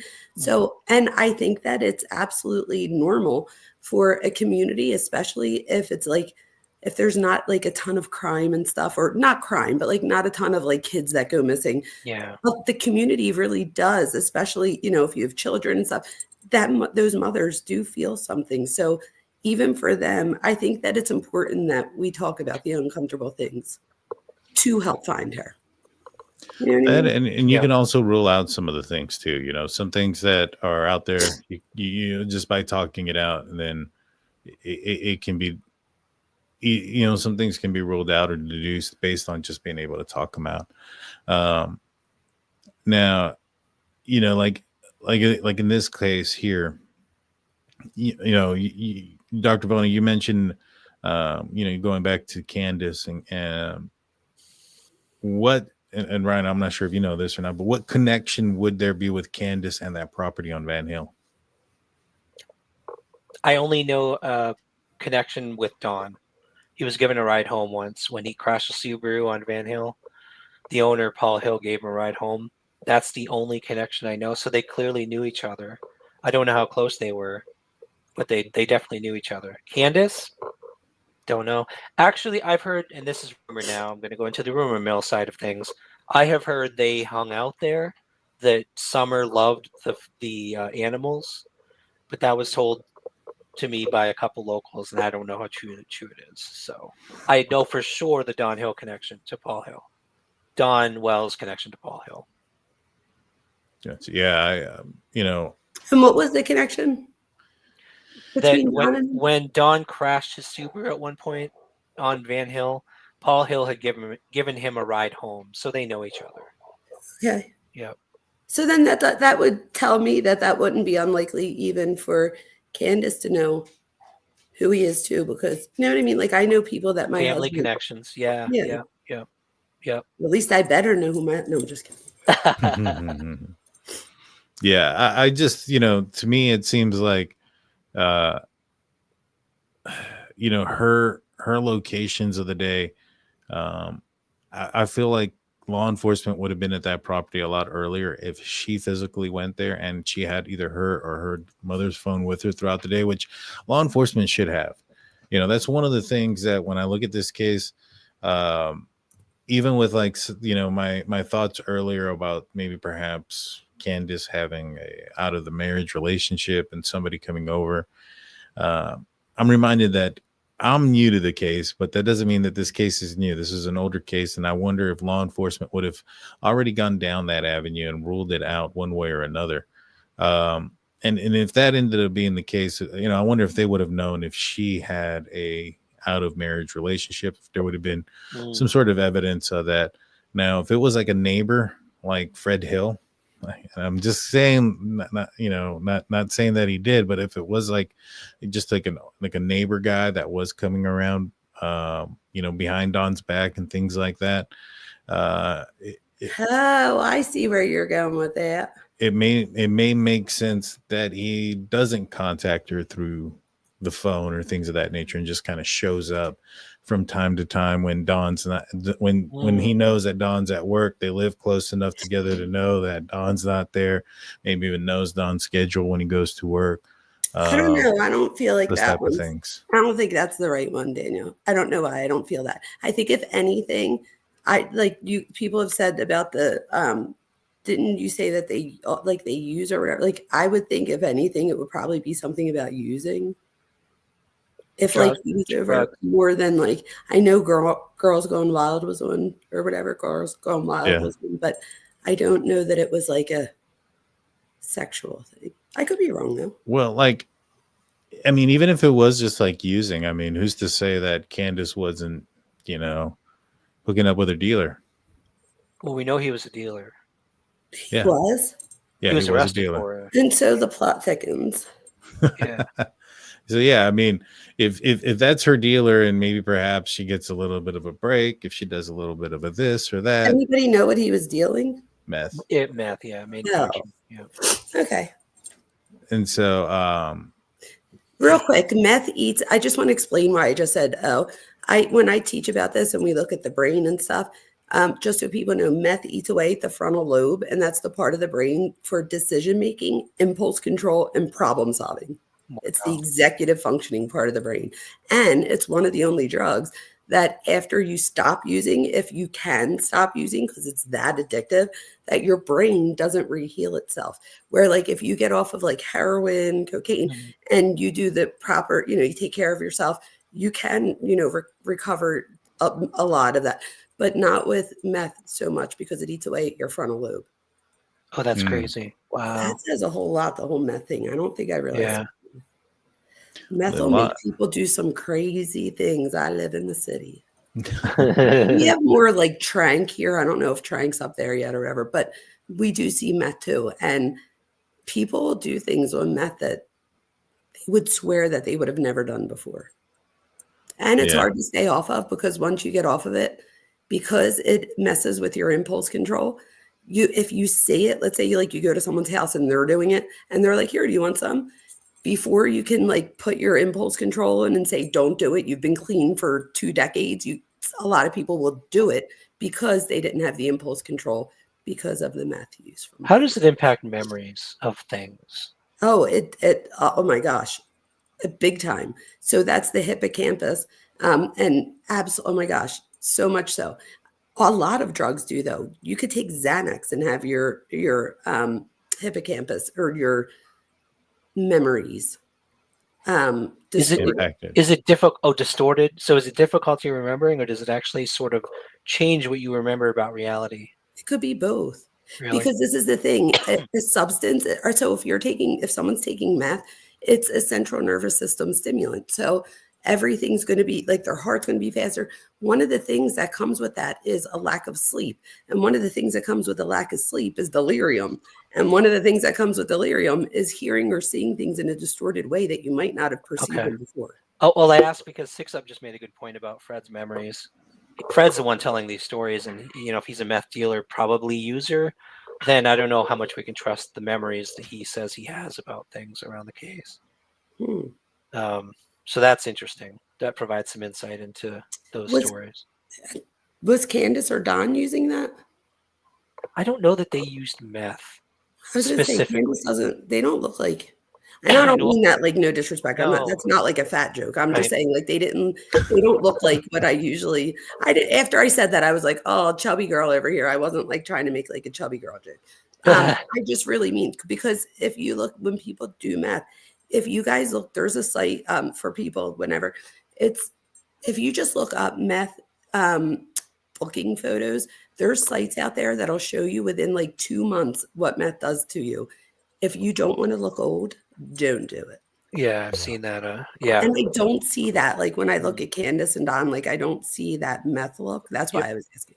No, you bring up a good point, and people are bringing it up in chat here. I know that people have said Don's drug of choice was Coke. I know Candace was mostly a drinker, heavy drinker.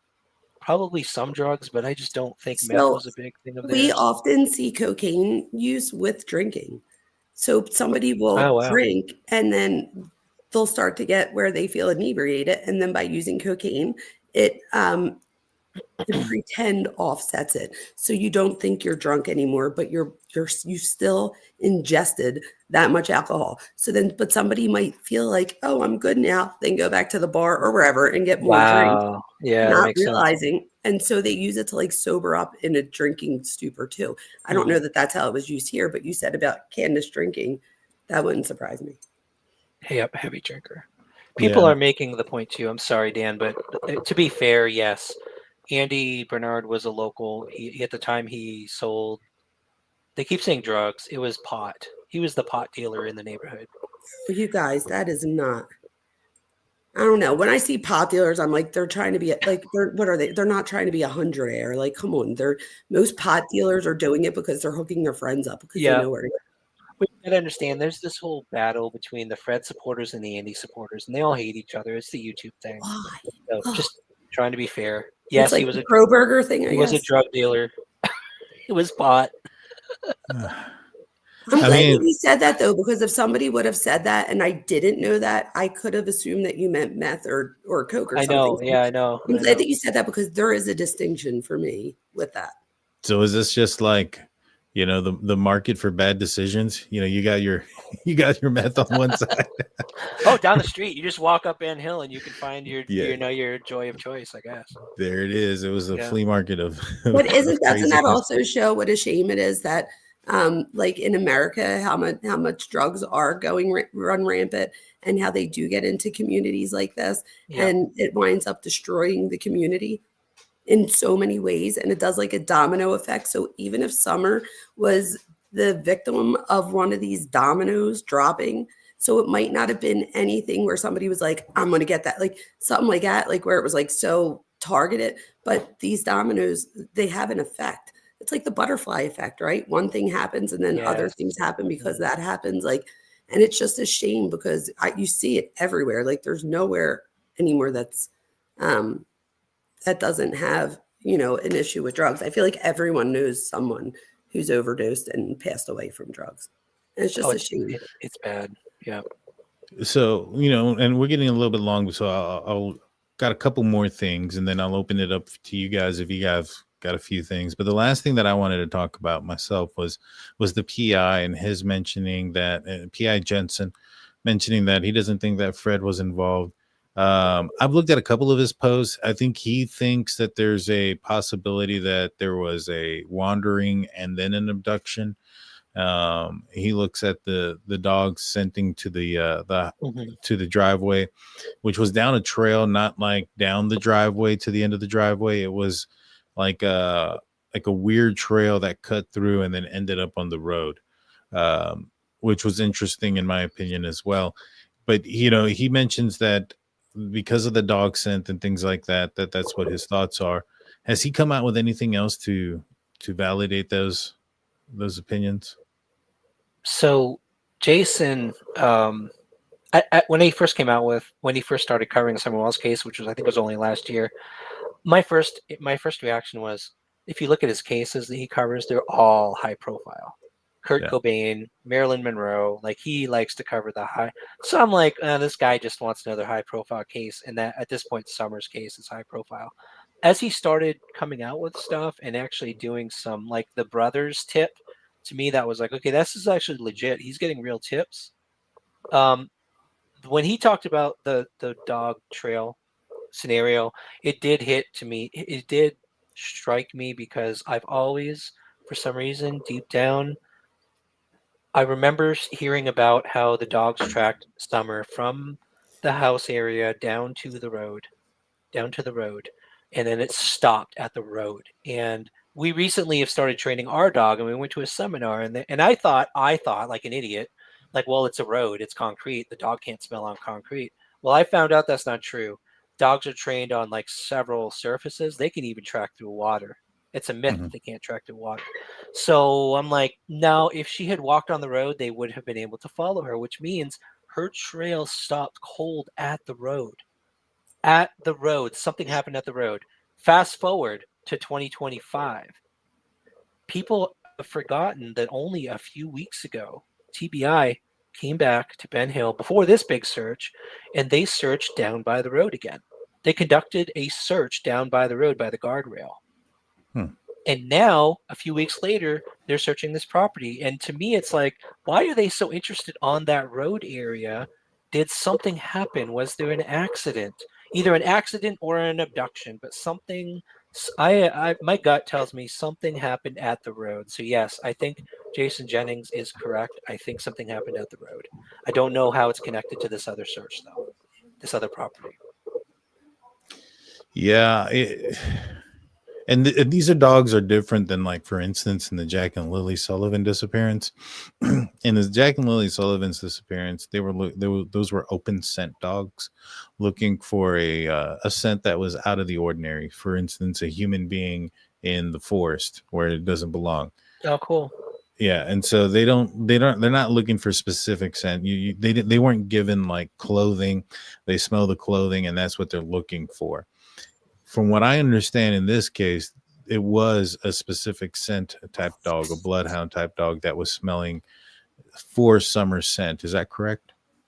I believe they were doing live tracking. Yes, that's my understanding. They were not at the cadaver point at that point. They weren't using HRD. It was live tracking. The one that went down to the road. Yeah. Yeah. And so, that kind of leads like which is interesting, right? Because like it brings me back to, was somebody just so happened to be parked right there, right? Yeah. That if she wandered off, that by the moment that she gets to the street, that's the moment that she's taken. So it's weird.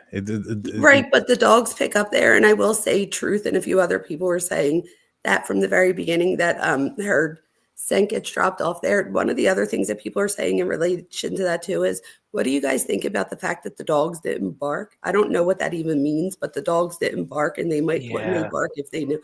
I don't even know. Do they mean like at the house, I guess? Yeah, they had like, I'm exaggerating, but like 20 dogs. They had an insane number of dogs normally, this family, all the time, and they would bark. When we interviewed the woman who her family member lived there from 2020, 18 to 19, she said these dogs were insane. They would bark at everybody. For some reason, on June 15th, if someone creeped up on that property, the dogs didn't seem to notice. And Don Wells claimed that the dogs had been off somewhere else. You just hit on something that, exactly. You just hit on something that has never made sense about the abduction scenario, someone going up on the property. Dogs not barking, it just doesn't make sense. That's why I thought that, for instance, all right, I'm Real Rock something. Rabbit goes, the dogs are on vacation down to Florida or something, I guess. So let me pull this up real quick. Also showing us, I want to show you guys the path that he had taken. He claims a kidnapper used to abduct his daughter and then disappear without a trace. Our Erica Lunsford walked that trail with Don Wells and sat face to face with Sheriff Ronnie Lawson in a WVLT exclusive interview. Now 114 days. I think this is the right one. I wish I could fast forward. Unlocked and wide open.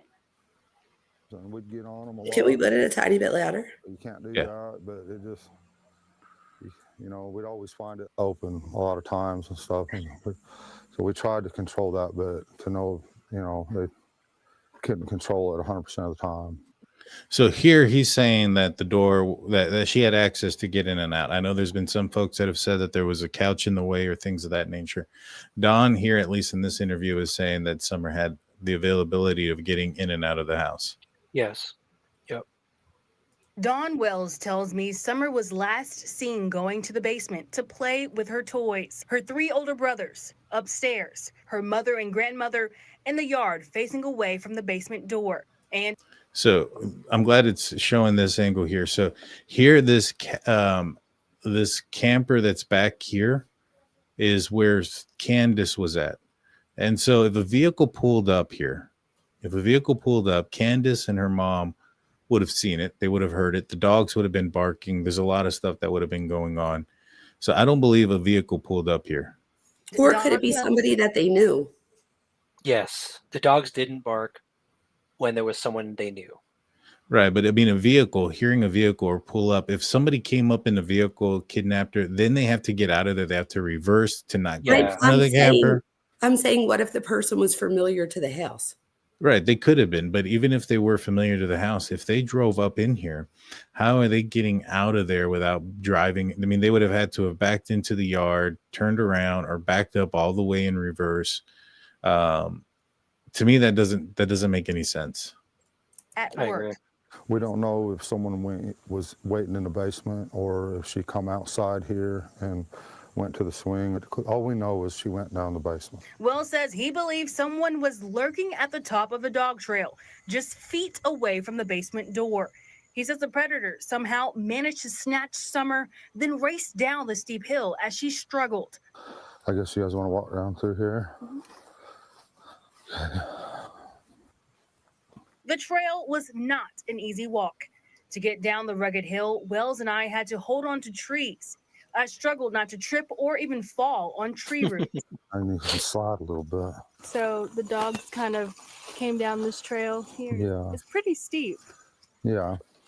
I didn't know the dogs even had a trail down through here till the police dogs followed it all the way to the road. Well, and so that's the other thing too. This wasn't like a dog trail that was like man-made. This is a trail that the dogs would go back and forth. So it was more of a pathway that was created by the dogs' travel, not like a dog trail per se. So Dan, I don't know if you know, and I should know this, but I don't. If someone is carrying a child, so I know if Summer walked down to the road, say she was chasing her dog or something, the live tracking dogs would absolutely follow her scent. If someone carried her down from the house, do you think they would still be able to catch her scent? I do. I think they would. I don't have a lot of experience with scent dogs. I do have some friends that do. I'll ask either Nina Glass, who runs San Antonio or SA Texas Search and Rescue.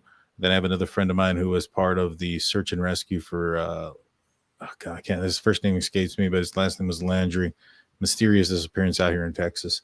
I can ask them about the specific scent dogs if the person has to be on the ground. Yeah. I don't necessarily think so. That would be interesting. Interesting to get their take on that. Mm-hmm. I would also wonder when it comes to that, like, could she have gone that way and then have gone back up playing? And do you know what I mean? Like, how do we know that was the last time she walked down? Yeah, that's a good point. I mean, she was all over that property, so. That is possible. Says he overheard authorities say search dogs followed Summer's scent down the trail to the road before losing it. He painted a vivid picture of a kidnapping, telling me a neighbor likely heard Summer scream. I think whoever grabbed her probably had her mouth covered, and I think she was gasping for air by the time she got down through here somewhere, because our neighbor heard a scream, a really funny scream. I think they just carried her to a vehicle and threw her in there and took her somewhere far away from here. Hawkins County Sheriff Ronnie Lawson has not publicly commented on specifics of the case until now. I asked Sheriff Lawson about Wells' claims. Did dogs follow Summer's scent down the trail to the main road? The sheriff says yes. The dogs had a pretty good trail, a track for a little while, but then it disappeared. But they lost scent when they come to the road. And sometimes canines, they will lose the scent when it changes different type, when it maybe went from the gravel to the pavement. And did a neighbor hear a So one of the things that bothers me, I mean, I don't know if he's right or not, but it sounds like, I mean, he probably knows more than I do than, about the scent going from one flooring type to another. But one thing that really bothered me about looking at that, and one thing that made me think that the person going there possibly was going there to see Candace, and I strongly doubt that this person was just waiting in the tree line until Summer was by herself in the basement, and then that somehow knew that and made their move. But to park down there, that's almost something somebody might do if they know that they're messing around with somebody married. Might park at the street, go up that random little area so that they don't have to pull in, and so in case Dawn does show up or something, they have a way to get out of there. And it goes and it's right there on the street. So unless, like, for instance, maybe perhaps the tree trimmers were out there in that spot, and Summer heard them, and she got curious and decided to walk down there to see what was happening, and then that's when she met up with the tree trimmer, and she got taken at that point. I think that's possible, but the tree trimmers would have had to have been at that point. What I think is unlikely is that she wandered off, and the very moment that she gets to the street, at that second, there's somebody that's right there willing to abduct her. That seems kind of far-fetched. I agree with you there's one scenario I don't know if you've considered, and I'm curious your take on it. Both of you actually is, we've driven up and down that road. I've lost count number of times. And if you watch YouTubers try to go up this road, there was one guy who wanted to do a spirit box episode, like where he'd park somewhere and like try to contact Summer's spirit. The dude couldn't park. He goes, there's no place to park over here. On one side is a steep ravine that goes down to the creek. On the right side is a hill that goes up to like Andy Bernard's property. You can't park anywhere near that property, which keeps leading me back into the scenario where if her scent died, it just disappeared at the road, and somebody wasn't parked, then what's the other option? Was someone driving? Was someone driving a little too fast? Was it one of the tree trimmers who was taking off at 3:15, 3:30, and they hit her? Is that a possibility? And just threw her in the back and took off? Well, if you have some folks that have no criminal record and they're squeaky clean, that could explain a panic move and doing something like that, because it's not like they were doing something illegal. Wouldn't you be more likely if you have a squeaky clean background? That's interesting. To call police? It depends. I mean, there was that one guy who, I don't know if he had any record on him. I don't think he did, but he was the Amazon driver who backed into a little girl not too long ago, kidnapped her, and then ended up killing her and leaving her in a ditch out of panic. Wow. Clean record. Yeah. Wow. But I think he just freaked out because I think he was like on his phone while he was pulling in or something like that. I was going to say there has to be more to that story, and that could be it. Yeah. But yeah, I mean, at the end of the day, if he wasn't paying attention and he hit some, a little kid, and it didn't even have to be fatal. It could have just been, it could have been just a scenario where, he backs into her. Now, it would have to be a scenario that doesn't cause blood or Right. those type of things, because Right. that should be findable, especially given the amount of time. It's not like it was days that she'd been missing. You know what I'm saying? If it's not too fast and her head collided with, let's say, the front bumper, I mean, you don't need a lot of speed to cause severe enough head trauma that doesn't draw blood that causes unaliving, I would think. Right? I mean, that scenario is possible, isn't it? It's possible, but I don't know. I don't know. I could be wrong. That one, I don't know. I feel like there's so many other things that just seems, what's that, Occam's razor and stuff like that just seems more implausible than the other ones, but it doesn't mean that it can't be true. Is it the family dynamic and all of that stuff we talked about earlier? It leads you in that direction, doesn't it? It's too many things that line up in the direction, doesn't it? That it's related to the family. And again, I'm not even saying this, like, let me, just in case anybody just joined or whatever, I'm not saying that I necessarily think that it's something nefarious. I don't even know what happened. But what I'm saying is this goes back to family dynamics, and that the family dynamics, in my opinion, has probably played a role in some way. And again, I don't know enough to say, but it does seem like this keeps going back to Candace and Don. Yeah. And it seems to me like, and I don't know if this is true, but it seems like Don is that like coercive control type thing. And if Candace ever has had trauma in the past, it wouldn't be that hard to get her to go along, to get along type thing for like people that have been abused do that often because they don't want rejection and they want things to be okay. So like, I wouldn't be surprised if I don't know, if she was like even a victim of Don's. I'm not saying that doesn't mean that she couldn't be a perpetrator, because you could be. It's unlikely, but you could be. So I just don't know. I feel like this keeps going back to the parents, and the fact that the boys don't live there anymore and they're old enough to say, you're wrong. My parents were great to me. I want to go back right now. Do you know what I mean? Like, that says a lot to me too. I'll tell you, Dan, what's wild to me is that girl we interviewed who lived on the property. One of the things I asked her, because she told me that there was some abuse there. And we know there was abuse because at some point after Summer disappeared, Candace had reported Dawn for domestic violence. Oh, she did? But then she withdrew it. That scenario happens all the time. I It know. happens all the time. And I asked her, I said, do you think she was scared of Dawn? She said, yeah, absolutely. Because she ran away to her apartment once to hide from Dawn. And then I said, do you think in this scenario she would do anything Dawn wanted her to? And she's like, absolutely. She's scared of him. So as I'm listening to you talk, I'm like, yeah, things are kind of. I'm so glad we met tonight. I feel like we're like helping each other a lot here. I feel like all of us making these connections. Yeah. The only problem with Dawn, though, is that there's video and there's pictures of Summer throughout the day that she disappears. And throughout that time, Dawn claims that he was at work, which was over 50 miles away and over an hour long. Now, he claims he has 7 alibis, and I think a lot of people look at that at a weird way. And I think what he means is that his phone is probably alibying him. The call advance records are probably alibying him. There's probably surveillance in the towns that are leading between his home and where he was at work that may have caught him traveling either back and forth one way or the other. That would have made it unlikely for him to be physically capable of being the person that was responsible for the disappearance at the time.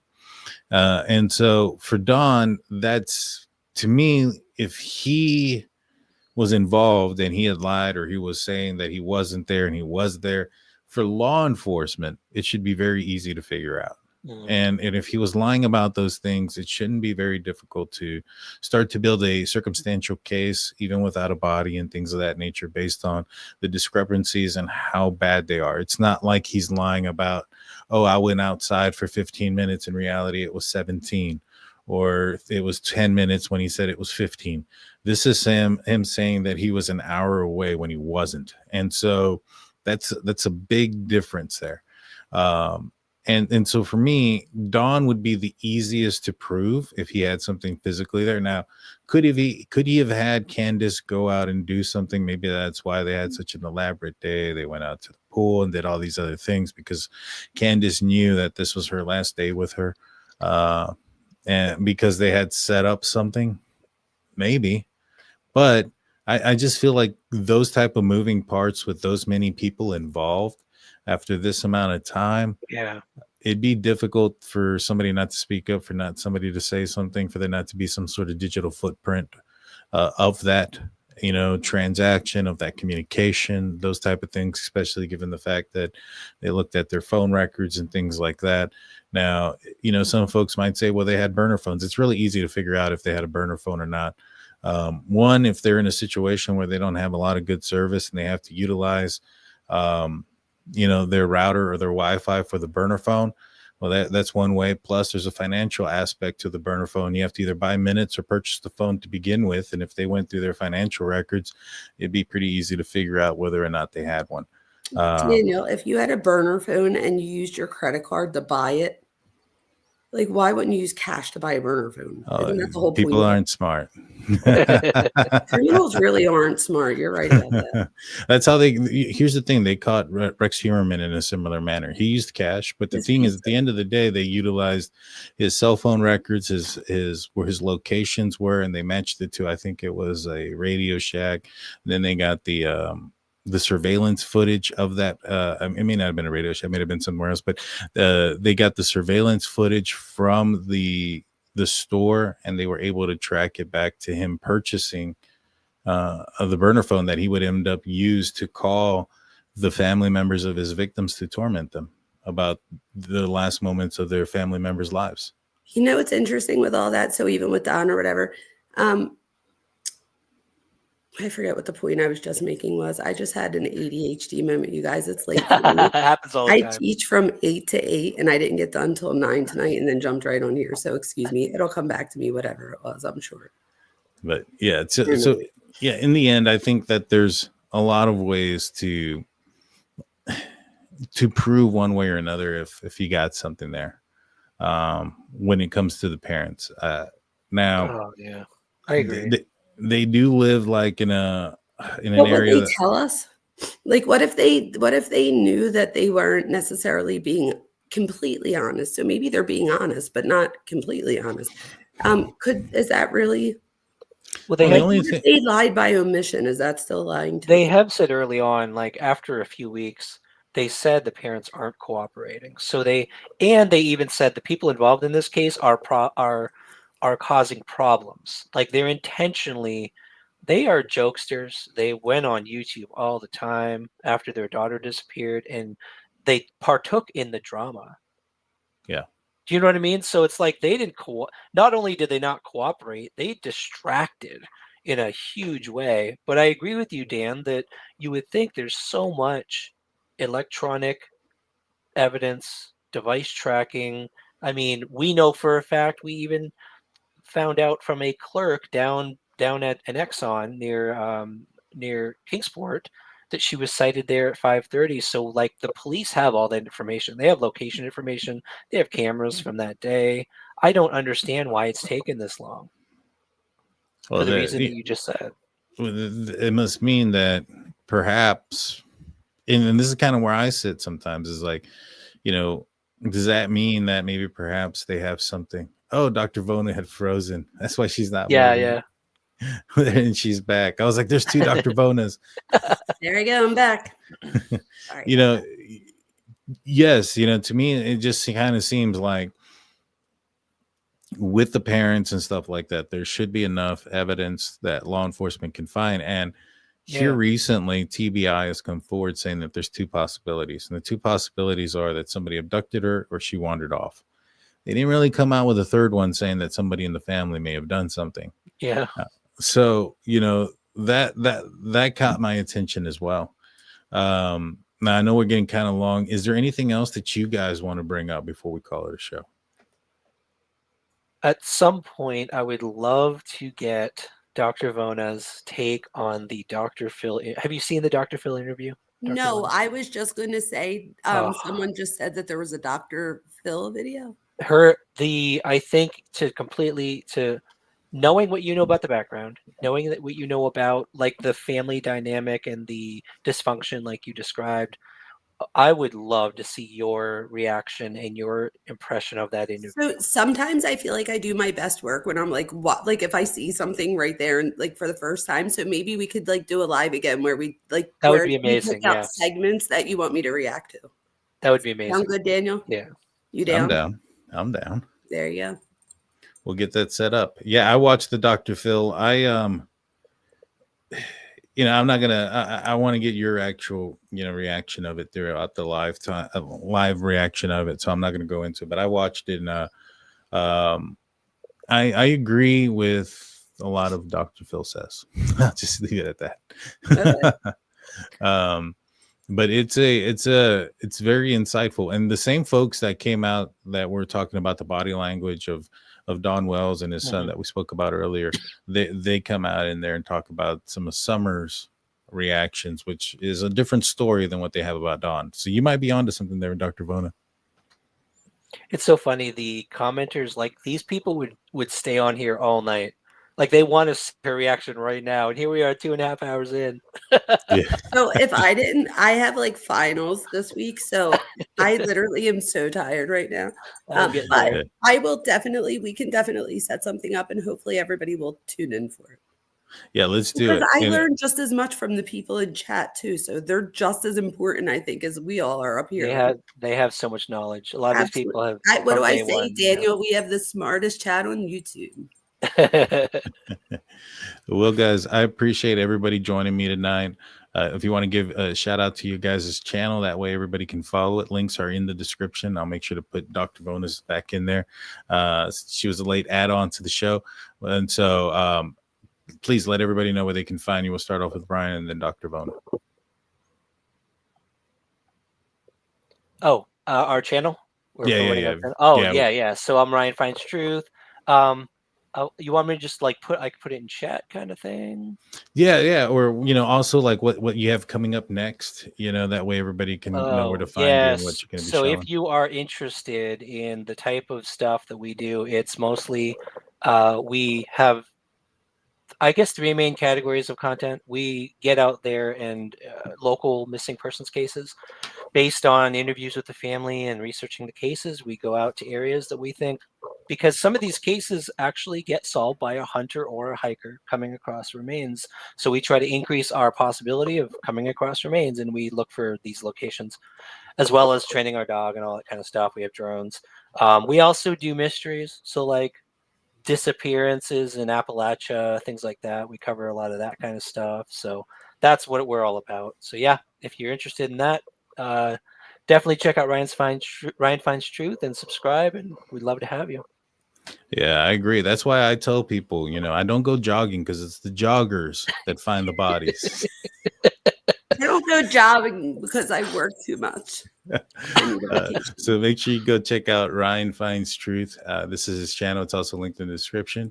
And Dr. Vona for everybody that's tuning in. Thank you. So everybody come over to also the Minds Behind True Crime with Dr. Vona. To be honest with you guys, I have 11 classes that I teach. So I have to make 11 finals. So the next time I'm on will be within the next day or so.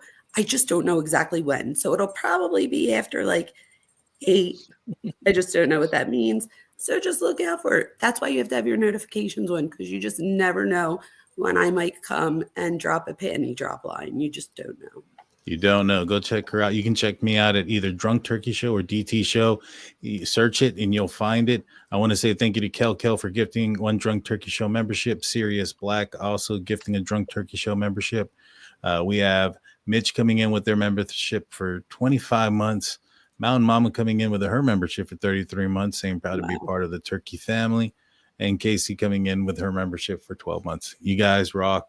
Want to say thank you to the mods. Thank you to the subscribers. Yes, thank you to the mods. Yes, thank you. You guys have done amazing tonight. I'll be back on probably tomorrow night. You won't be disappointed. So like, comment, subscribe. Until next time, y'all. We'll see you then. Thank Peace you. out. Have a good night. Have a good night.